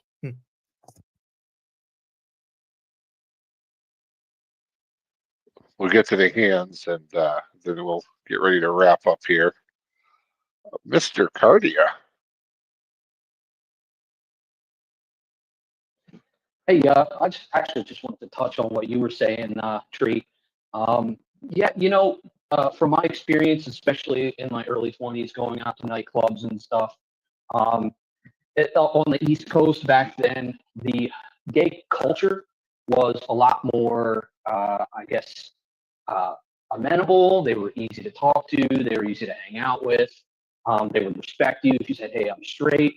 There's a lot of girls that hang around them. It's totally different than what you see now, and then what I experienced with the culture on the West Coast, which is very militant, very much like if you're on the job with them and they want to talk to you, they want to interact with you, and you're just friendly and polite, they're not having it. They'll can you just because you're a straight guy and they don't want to have anything to do with that. So yeah, the culture's very different. And then I also wanted to point out something. I don't know who reminded me of this possibility, but I did notice that at least in terms of my observation with them and why so many of them, once they sort of proclaim that they're gay or they believe that they're gay, they end up in the Rainbow Coalition, is very much in part due to the psychological bond that happens between two people when they have a engaged sexually. I'm guessing, and without having any real knowledge, just enough of an understanding of psychology, is that when you have a physical romantic engagement with a female, you tend to become very bonded to her and very connected, and she starts to have a lot more influence over the way that you think. So I'm guessing that happens over there with their community when somebody who is a male starts engaging physically with another male who is of that rainbow coalition, they start to slowly draw them into that sphere. And not only that, but you're dealing with, especially if it's a white man that doesn't have that peoplehood. So when they get drawn into that community, it's a lifestyle, it's a culture. Next thing you know, they have that sense of belonging that they've been missing, and it really helps to sweep them in and lock them in. So yeah, that's all my observations. Thank you. Well, I'd say that that's a pretty accurate observation, and it matches a lot of what I've seen. Community being a very powerful word there. Everybody wants to belong to a community, and I definitely think that having that sense of community is, of course, a big attraction. Miss Julia. I've had the same experience with, at least in the early 2000s, with people, the gay scene on the East Coast versus the West Coast. Definitely very much a different vibe, much more, yeah, easygoing on the East Coast, and much more hostile, like you said, on the West Coast, at least in the Bay Area. So yeah, it's interesting how different that can be. Um, Although it changed, like it used to be. Uh, the True Godfather was talking about how Provincetown, which is at the tip of Cape Cod, is like a gay hub, and but it was like not like a bad place when I recall. Of course, this was when I was not fully awakened to anti-whiteism, but like growing up, I visited it maybe like once or twice with my parents, and I always just thought it was kind of like a hippie place. Like it the gayness didn't really stand out to me. It was more like there were a lot of artists and interesting pizza places with interesting pizza toppings, and ice cream places with interesting flavors. Like I thought it was just kind of just interesting. Not it wasn't too heavy on the gay stuff. But I did notice that changing when I got a little older, and I as I gained more awareness of sexuality and stuff like that. So yeah, it could. But what I really wanted to talk about was when Blue Flame was talking about this guy he knew who uh, thought he was gay but wasn't. Um, I don't believe that female homosexuality exists. So I think that every woman who thinks that she is a lesbian or whatever um, is has been traumatized. That's true. That's true. What you're saying is true. I just joined the space, but what you're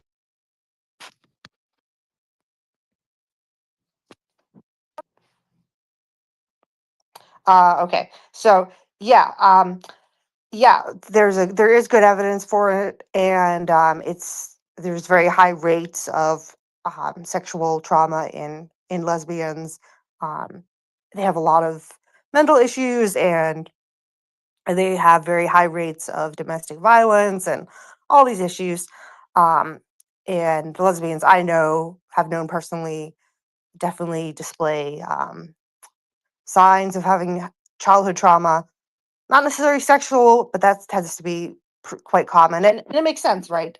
If you've been abused sexually, then as a young girl, then you see men as bad. I can understand that.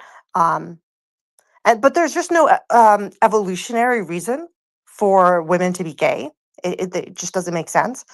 They're they have come up with some theories for why gay men might be a benefit, like the gay uncle theory, and the fact that sisters of gay men have like higher sex drives, and have more children and things like this.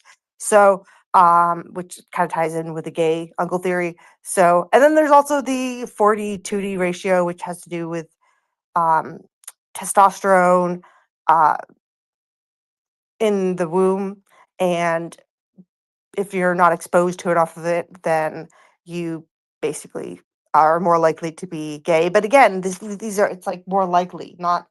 Uh, I don't think it's set in stone. I think a lot of it is also epigenetic, and then what happens with your early sexual experiences, because those are so formative. Um, and so Cardiac Nebula made a really good point there regarding, um, I believe it was Cardiac Nebula. Sorry if it was someone else, but whoever you first get into a relationship with, and especially have sex with, they can really that bonding can totally transform you as a person. So yeah, powerful stuff. Good afternoon, V Variety. Come on in.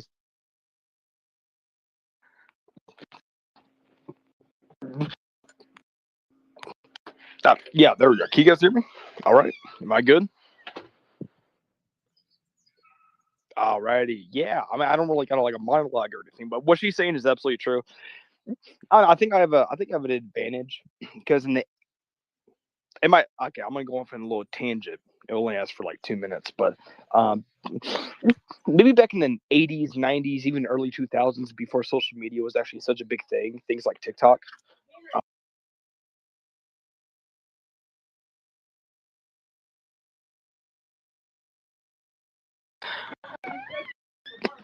Yeah, sorry about that. Anyways, so you know, I think I might have like when I think I'm to 80s, 90s, early 2000s, social media. I mean, you mentioned the fact that lesbians, my opinion for the longest time, ever since I was 12 years old, was lesbians are not real because I actually grew up around dykes. My oldest brother, his best friend were like dykes, and do you know what every single dyke has in common?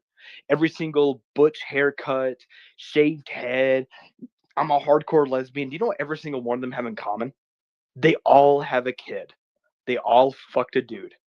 And so it's like I don't see that with gay people. With gay people are gay. I never see a gay people that like accidentally fucked a woman. It was like, oh well, like yeah, they're bisexual. They're not really gay, right? Um, and so I actually started to turn a new leaf. The older I get, the more I support the trans community. And let me cook because we all know there's stupid people that live around us, right? And a lot of these stupid people probably should not have kids. Like it's pretty much the slave class. All right. Then what's a better way to take care of the stupid people than castrating themselves and then pretty much like by their own admission killing themselves. Okay, that sounds a little bit evil. I'm a Christian by the way, but you know, I'm just saying, yeah, lesbians are not real. I'm supporting the LGBT because honestly, when it comes to these dumbass, and I literally just talked to one 20 minutes ago. 20 minutes ago, there was a 14-year-old girl who said, I'm neither a man or a woman. I'm non-binary. Okay. If you still believe that at the age of 20, yeah, I mean, maybe you don't deserve to have kids. Maybe, I don't know, maybe Bill Gates is actually on our side. Maybe the new world order is actually doing us a favor. So there's my hardcore, I guess, edgy opinion, but I mean, this is from years and years because every single girl I met in middle school claimed she was a lesbian. Do you know why? Because of anime. That's literally the reason. They saw an attractive anime girl and they were like, "Oh, I would like to have sex with that." And I was like, what the fuck? And the older they got in high school, they ended up getting pregnant. So I'm like, yeah, lesbianism just does not exist. Dykes literally all have babies, and it's just all bullshit. And so the trans community is just convincing these people. They're convincing the low IQ people to castrate themselves. And so I kind of support it. It's sort of like a new age version of eugenics almost, right? It's like the lowest of the low. If you believe you're non-binary and you want to cut off your dick or if you want to castrate yourself and make a fake penis, then I actually support you. If you're that stupid to believe that, then yeah, of course. I support you 100% because you don't deserve to have children. I don't want my kids living with your kids. So this is awesome. I support it. I support the LGBT 100%. So that's my edgy take. I'm done.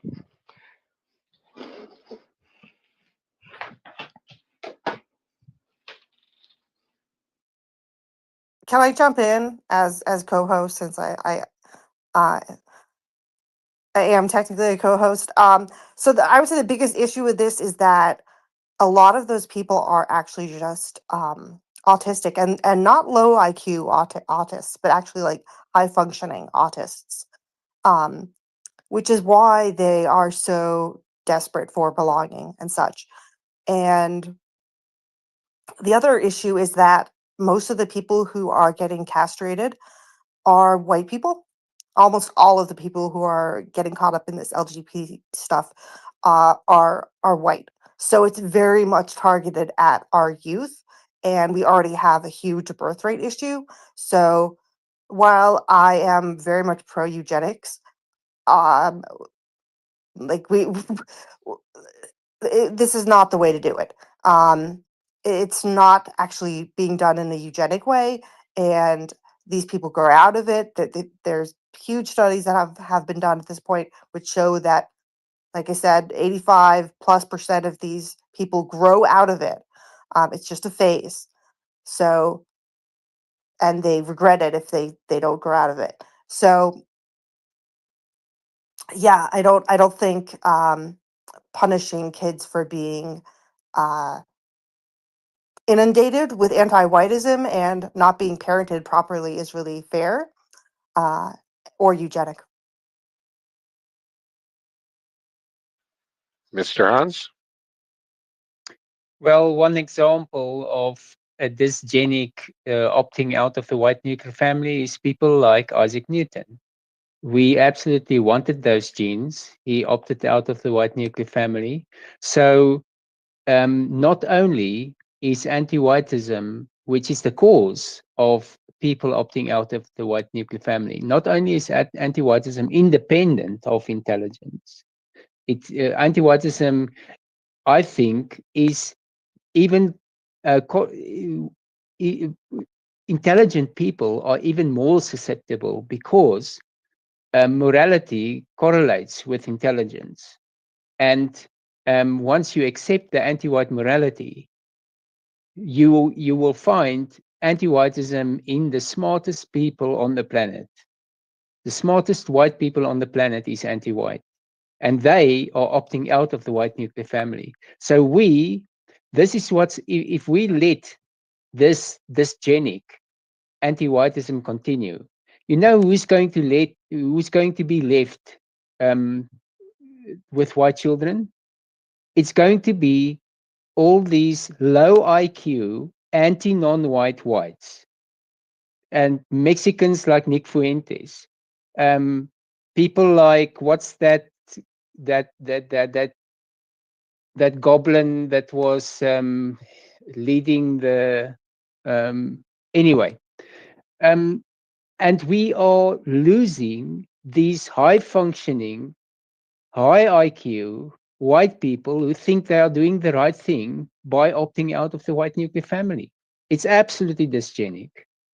And and this is another point: is psychology is the psychological warfare is aimed at these people, um, and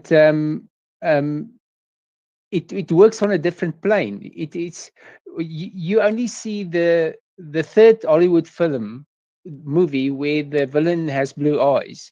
Your subconscious is starting to make those connections. There's a multimillionaire here in South Africa, Mark Shuttleworth. He actually said he doesn't want children. Um, he's the guy who started Ubuntu Linux. He's so white guilted. He wants to help anyone other than white people, and he doesn't want white children. And he's a very smart man, and this is not the exception. This is not at all the exception, unfortunately.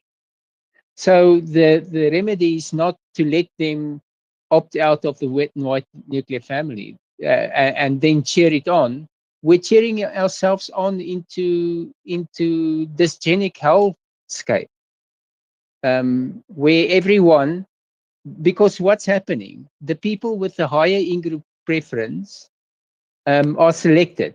Now, if you're not selecting for creativity, intelligence, then you're not going to get those things. You're going to get in-group preference. We don't need a second Jewish race. We already have one Jewish race. We want white people.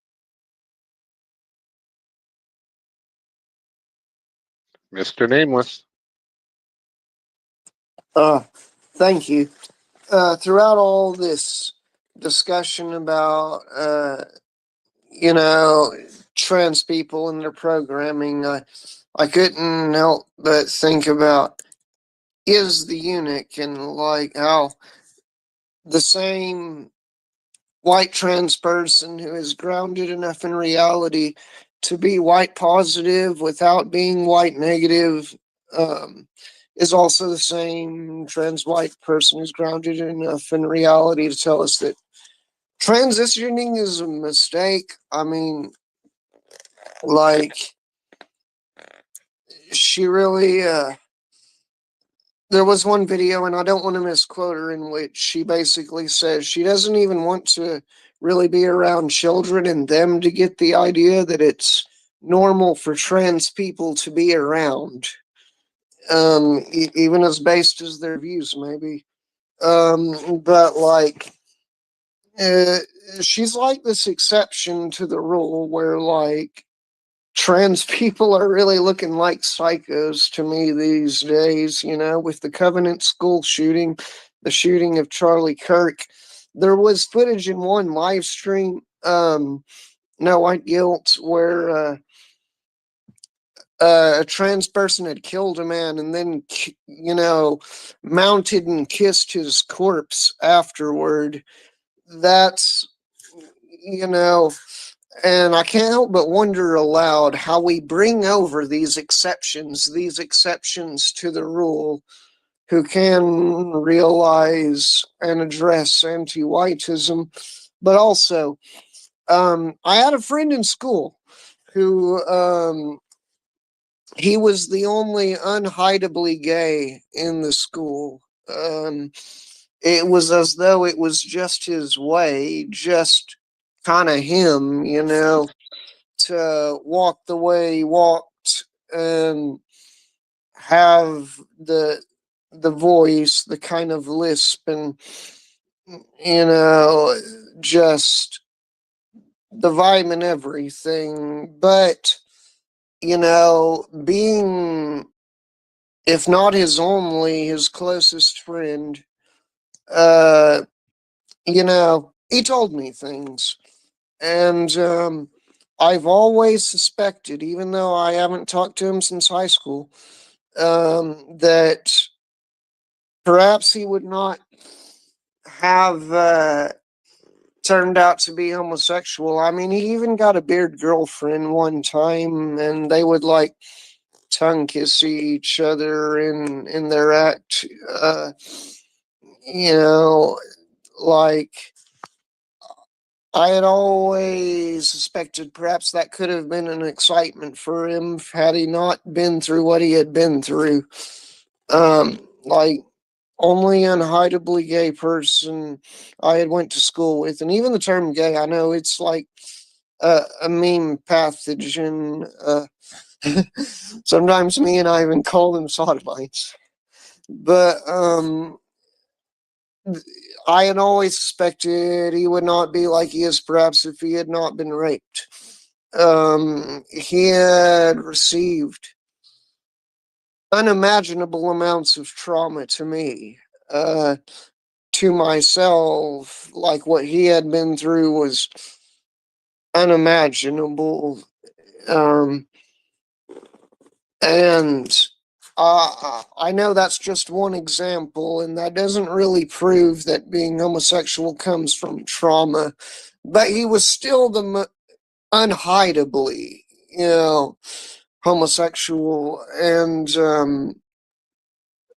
you know, even when he had a girlfriend who, he would tongue kiss and they'd play feelies through the hour they was in together, like people just knew, like she was his beard, like that he swings a whole other way and just does, and he got a lot of crap for it, really. I was among the most outcasted because I cared to hang with them and related to them. But no, I believe that has a lot to do with trauma, and yeah, I'd really like to bridge the gaps to where these people can realize there's so much anti-whiteism that has also come into play, and even if you have already made the same mistakes, or if you find yourself attracted to the same sex, whatever it be, that you can still live in the most white positive direction possible. I mean, people just didn't give him a chance. Sorry.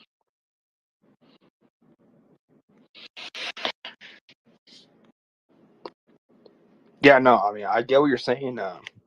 The name, the nameless. I'm gonna call you nameless. My bad. I get what you're saying, nameless. You lived in a completely different time, right? And if you don't mind me asking, Yeah, if you don't mind, we take the hands in order, brother. Sorry about that. Nameless, were you done? Well, I kind of forgot where I was at. I felt like he was going somewhere for a second, but I also, yeah,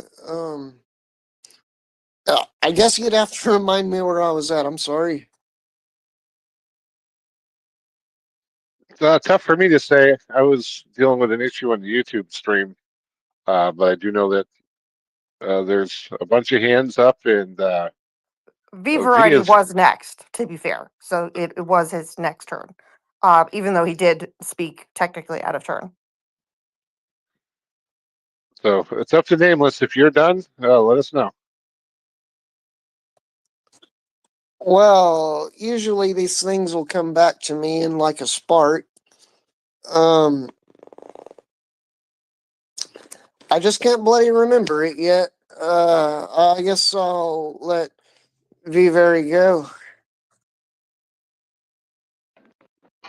Go ahead, V. yeah. So pretty much like I was saying is that it sounds like you're from a very different time. I'm not gonna ask you how old you are. That's rude for women, but I guess it's rude nowadays to even ask people how old they are. Do you mind me if I ask you how old you are? Birth year 93. 93. Wow. Are you being serious? Yep. You're talking good for a 93-year-old, bro. Like, that's a compliment. Dang. All right. Yeah. All right. Dude, I really hope I sound like that when I'm 93. No, born in 93. Oh, you were born in 90. Oh, shit. Okay. Never mind. Okay. That. All right. Whoa. Yeah. Okay. So, born in 93. So, you're. Oh, okay. Gotcha. Yeah. Well, it was a completely different time, right? And, well, I think there was plenty of people talking about this also earlier that there was a time where gay people were just gay. They were fashionable, right? They were obscure. You meet a gay guy and he's really into singing, and like he'll maybe make your bride's dress for you, and he's like, yeah, I'm gay, whatever. Yeah. Oh, the gay guy I knew, he drew dresses all the time. He drew such good dresses. Yeah. Well, yeah, exactly, right. Proving my point. Well, we all know what older gay guys used to do.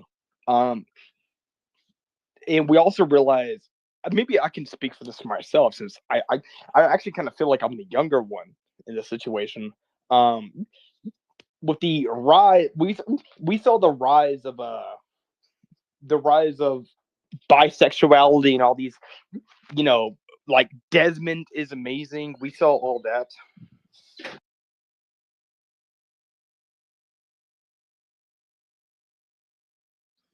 Mr. Hans? I just want to Yeah. relate. Oh, my bad. Sorry, I didn't mute myself, but yeah, you can go ahead. I wanted to just respond to Nameless One, who made the comment about sexual abuse. My brother-in-law, his friend was so one day the children comes into my mother-in-law's house. This was long before I married my wife, and they were shouting. There's a one of the boys, or are being assaulted in the veld. So she rushes out with the broom, and there's this anti-white, non-white male raping my my brother-in-law's friend, and she started beating him with the broom, and he just wouldn't stop. And and the other women were coming, and only when the males arrived and they beat him and restrained him did he stop. He was like an animal. And my brother-in-law, he has like 17 friends. They are in this um, um, we call it voortrekkers in South Africa, but I think the Boy Scouts, you can say the Boy Scouts. So their Boy Scout group was about 15 boys, and that friend of his is the only one that turns out homosexual. So there seems to be a link there.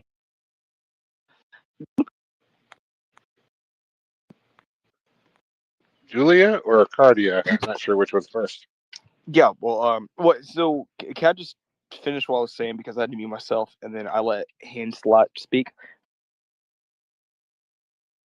Well, I'm the host. I run the space, to be quite frank. So Julia or Cardia, whichever one had your hands up first, go ahead. It was technically me, but then I stepped in to let people know that V Variety was up next. But I just wanted to say that so I know some bisexual people, men, and they were also sexually assaulted as children. So yeah, more anecdotes. But yeah, it's well known in the research as well, in boys as well as girls. Um, Obviously, in churches, this has been a problem. I'm sure people know about that, and in schools, it's a big problem as well. Uh, but I wanted to comment on Variety regarding dykes. So I haven't known a lot of lesbians, but I've known a few, and none of them have had any children. So yeah, I wonder about that.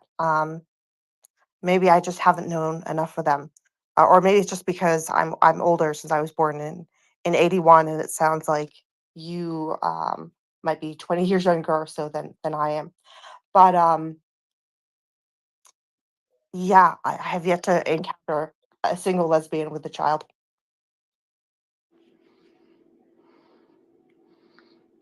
Cardia? Hey, I just wanted to point out, I don't know if anybody's ever heard the mean pathogen that that I don't know if you've ever pointed out to people, like had that conversation about homosexuality, and they spread the mean pathogen to you. Well, it's about homosexuality is about evolution and evolution and the universe's way of sort of controlling the population. I'm sure most people have heard that, and I've actually pointed out to people, or at least I've had my own mean curative for that. That you could point out to this person that, hey man, so you believe that, right? So that means that if you're gay, or if you know somebody who's gay, or you're defending homosexual people, what you're saying by saying that is that nature has decided that their unique genetic profile has been selected for extinction. And that usually shuts them up immediately. Um, I want to go say something about what Julia was saying, which is about lesbians. They don't really exist. From my own personal experience, they usually just say that because of some kind of trauma in their lives and they're trying to ward off men. Um, Usually, when I would hear that a girl is a lesbian, it was like a green flag, almost guaranteed. For whatever reason, the look that I have never seemed to push them away. They always seemed to, like, I actually had a chance to date them if I found out that they were a self-proclaimed lesbian. And also, some of the other conversations that I've had with people um, back on the East Coast, late night drunken conversations with homosexual men, usually get pretty candid and pretty revealing about past issues. And as an early 20s guy, I was still formulating my opinions about the world. And I remember asking one gay kid about if it was accurate that homosexuality comes from either a lack of a father figure or some form of abuse. And he said, absolutely confirm that for me. He said, yep, I fall into one of those two categories. So it's in a way, it's something that I feel is done to people. And then there's also the meme pathogen of somebody who was homosexual was actually born that way. Well, you can correct that and say they've believed that they were that way since before they had memories. So you can kind of fill in the blanks right there. I'm not even going to go into that on this space here, but yeah, so that's all I have to say.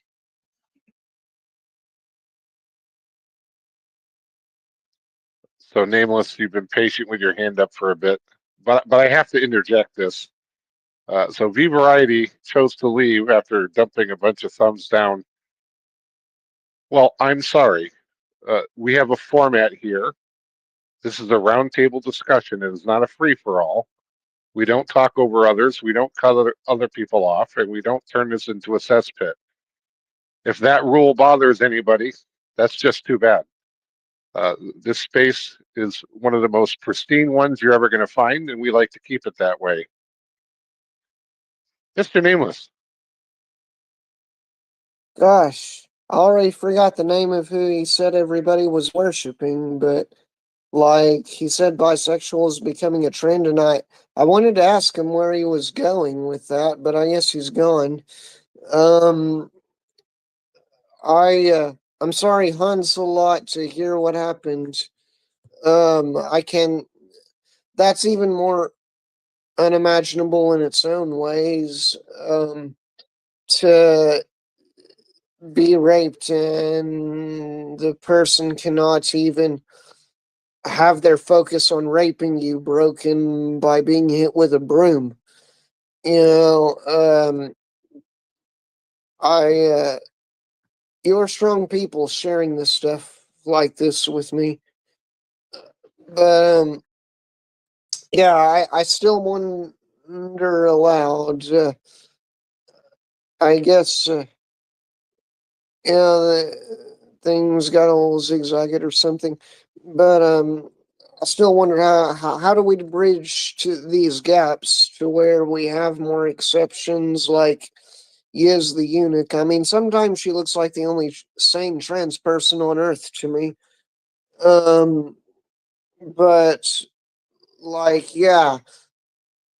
Um, how do we bridge these gaps basically to where they know, by standing up for us whites, you're standing up for yourself and pretty much every partner you want to end up with, you know, like you want this, you want white well-being, you want our traditions and our biospirit preserved. And other than that, so I can't think of a thing, but I did.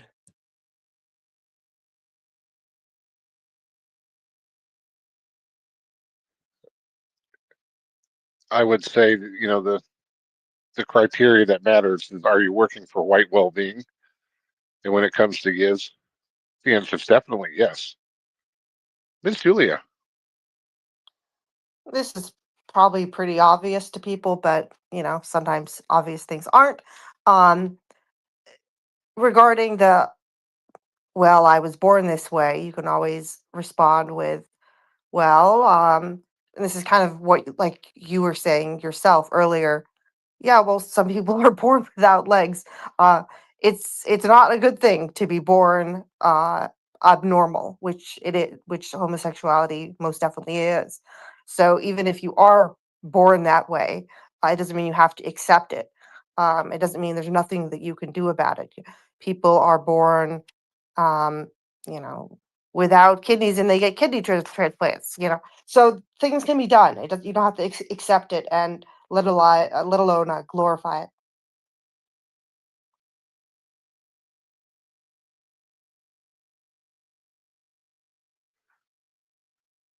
We'll let Hans go, and then I think it's a good time for you to grab some final thoughts. Mr. Hans. I think the "I'm born this way" is used as an argument against being criticized um, for that lifestyle, and um, and I mean, in some ways, I would say, even though it is life experiences, let's say that change you in that way. I believe after puberty, a lot of your patterns of behavior are frozen in, and that is as if you were born that way. That is unfortunately how it is, and this is how why it's important to get your child to have a focus before puberty sets in, because um, uh, if your child has bad patterns of behavior or harmful patterns of behavior, then puberty tends to freeze that in, and then it's very hard to change. But functionally, it is as if you were born that way. If you are through puberty, so but I think all they try to do is to say, well, don't criticize me for it, which we are fine with, as long as you're not anti-white. And that's a decision. That's a decision you can make at any point in your life.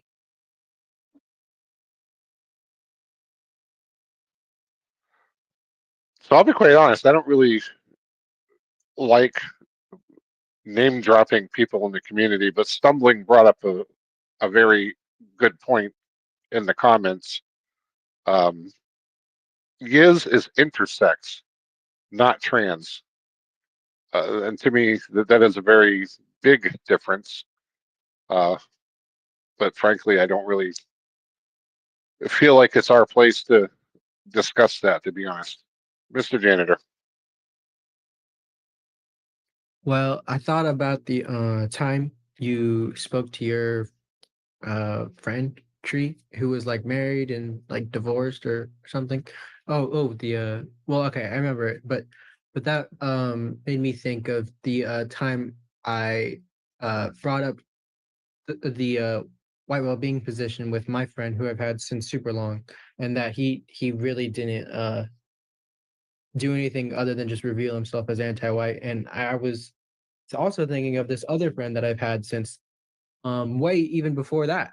And since I was like I don't know, like probably like 4 years old or something. And I talked to him recently, and he was really receptive to white well-being. Um, and I mean, I've been sharing with my friends my journey a lot. And I mean, this other guy, he was like, it was pretty interesting to connect with people that, even though I'm not near, talk to much, just and we're still using the go free method there. And then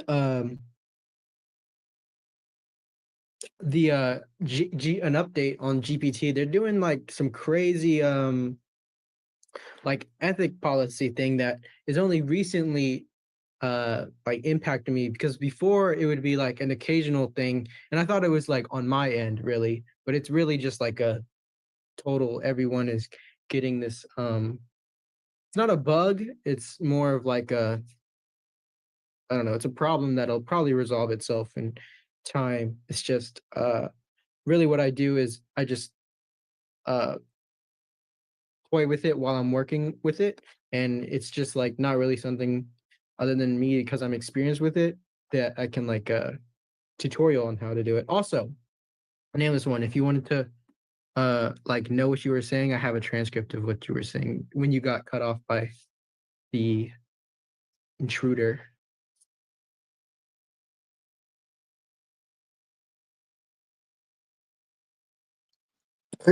Alrighty, folks.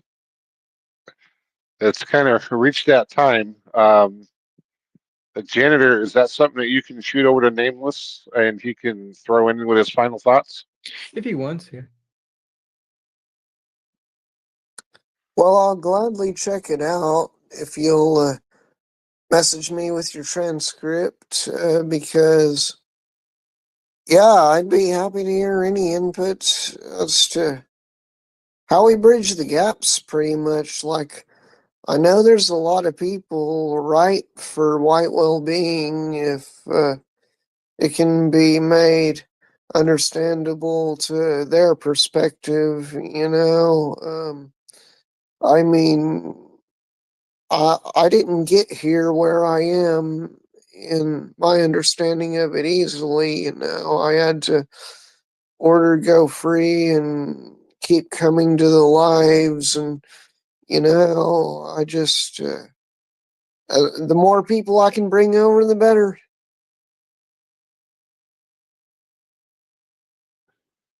Mr. Hans, my brother, I give me your just want finals. to I just want to say congratulate Nameless One. He does sound good for a 93-year-old. That's funny as crap. Thank you.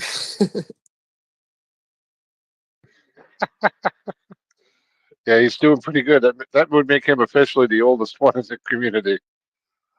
My friend Biosphere of the West, your final thoughts. Yeah, I did find that funny that he thought the nameless one was 93. But anyway, um, I don't really have anything else to say. It was a great space. And thanks for everyone for being here. And we'll see you next time. Thanks. Always good to see you, brother. Cardia Nebula, what's your final thoughts?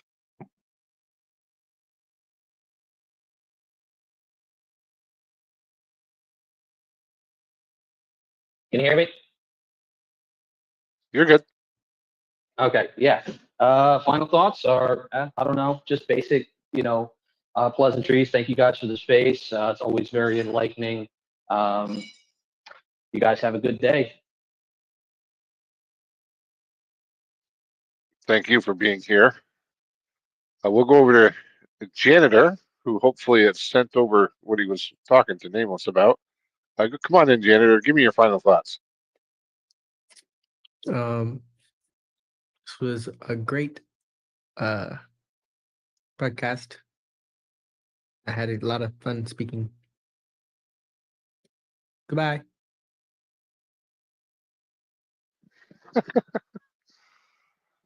Miss Julia, your final thoughts. I have a question. How do I put things in the Jumbotron?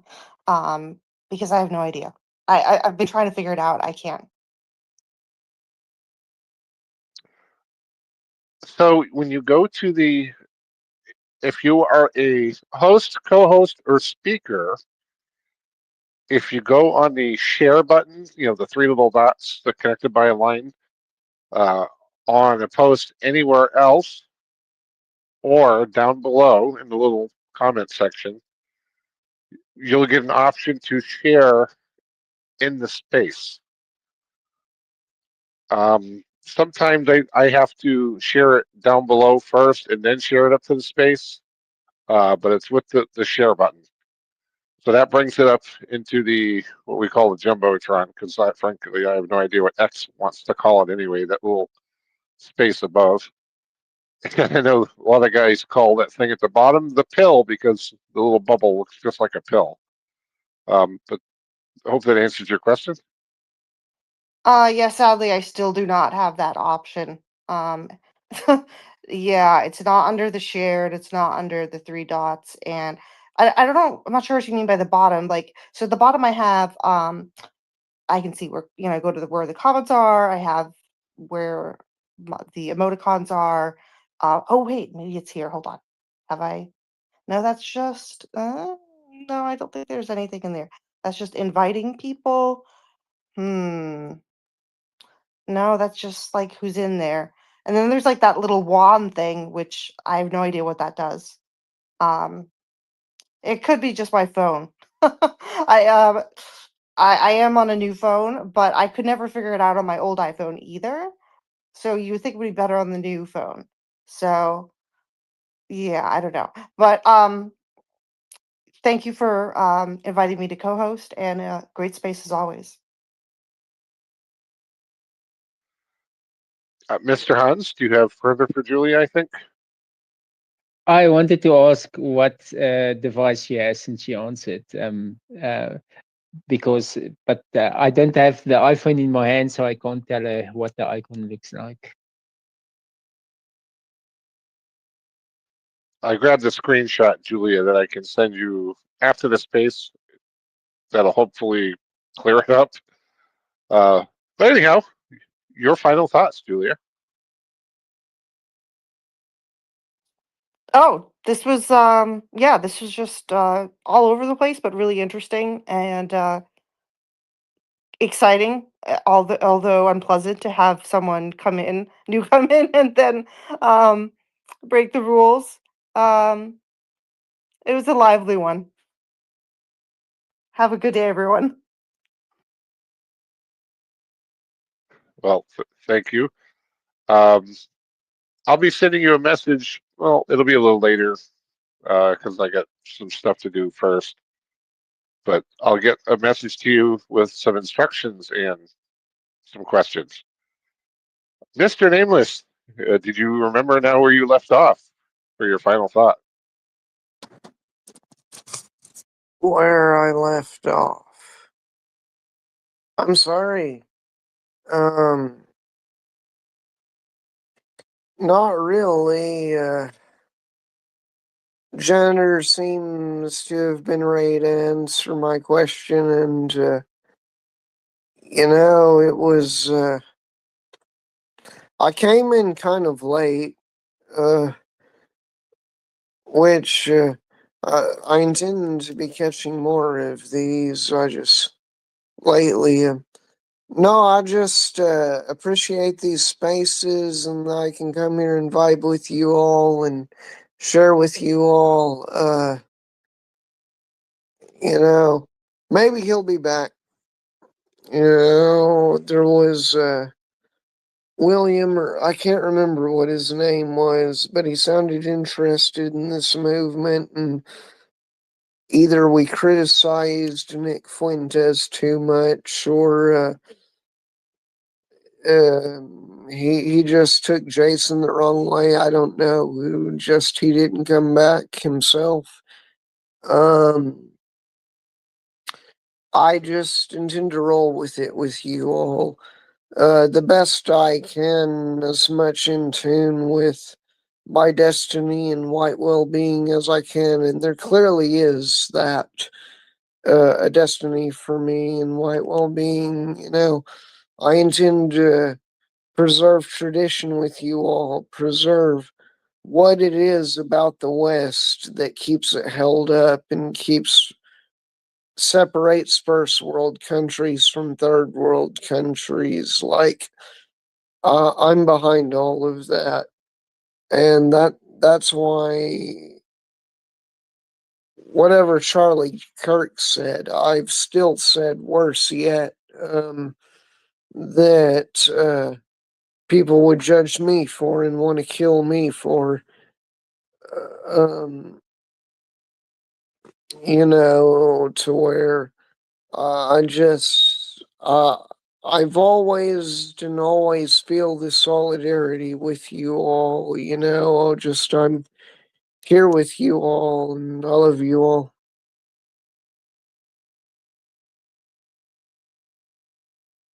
Well, unfortunately, some people think that X is the Wild West and behave accordingly. And, that I don't take too well to that. But it's good to see you, Nameless. I didn't know if you were on YouTube earlier or not. I know sometimes you're over there. Stumbling, I wanted to make sure I thanked you very much for leaving the comment that you did. Because whenever we speak about something, we should be speaking factually. So thank you again very much for that.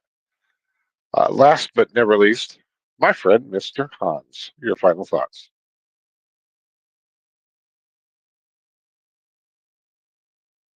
Um, yeah, thanks. Wide-ranging discussion.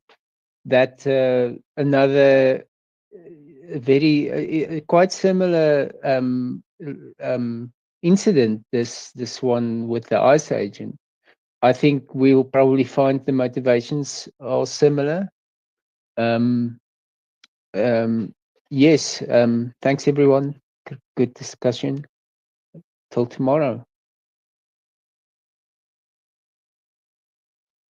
As always, thank you for co-hosting.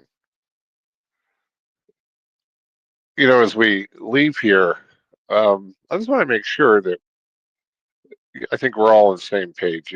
We welcome anybody in the community that wants to work towards white well-being. That's all that really matters in our interest in this community. We recognize that we all can do things sometimes that are anti-white and not in our own best interest. But in this community, we're all here to work towards white well-being, and that's what ties us together. And as long as we have that common thread, we can knit a sweater or at least a good t-shirt. So this has been the Wednesday edition of the Shade Tree White Wellbeing NWG Space. We meet here daily at 2 p.m. Eastern Standard Time. That's 2 p.m. Eastern Standard Time here on X. We practice the Go Free lexicon and concepts as developed by my friend, Mr. Jason Kuna, No White Guilt. You can find him here on X as at No White Guilt NWG. Elsewhere is simply No White Guilt, and on the web at nowhiteguilt.org. As today is Wednesday, in approximately 1 hour from now, if you go to his YouTube or other channels, it'll be our Wednesday gathering at 7 p.m. Eastern Standard Time. I want to thank each and every one of the speakers, even the rude one, and all of you who showed up to listen. You all make the space possible by bringing your diverse skill sets, experience, and intelligence here for all of us to share. Without all of your participation, whether as speakers or listeners, it would just be me, a handsome old man rambling into space. Thanks again. I do truly appreciate y'all. Enjoy the rest of your day or evening.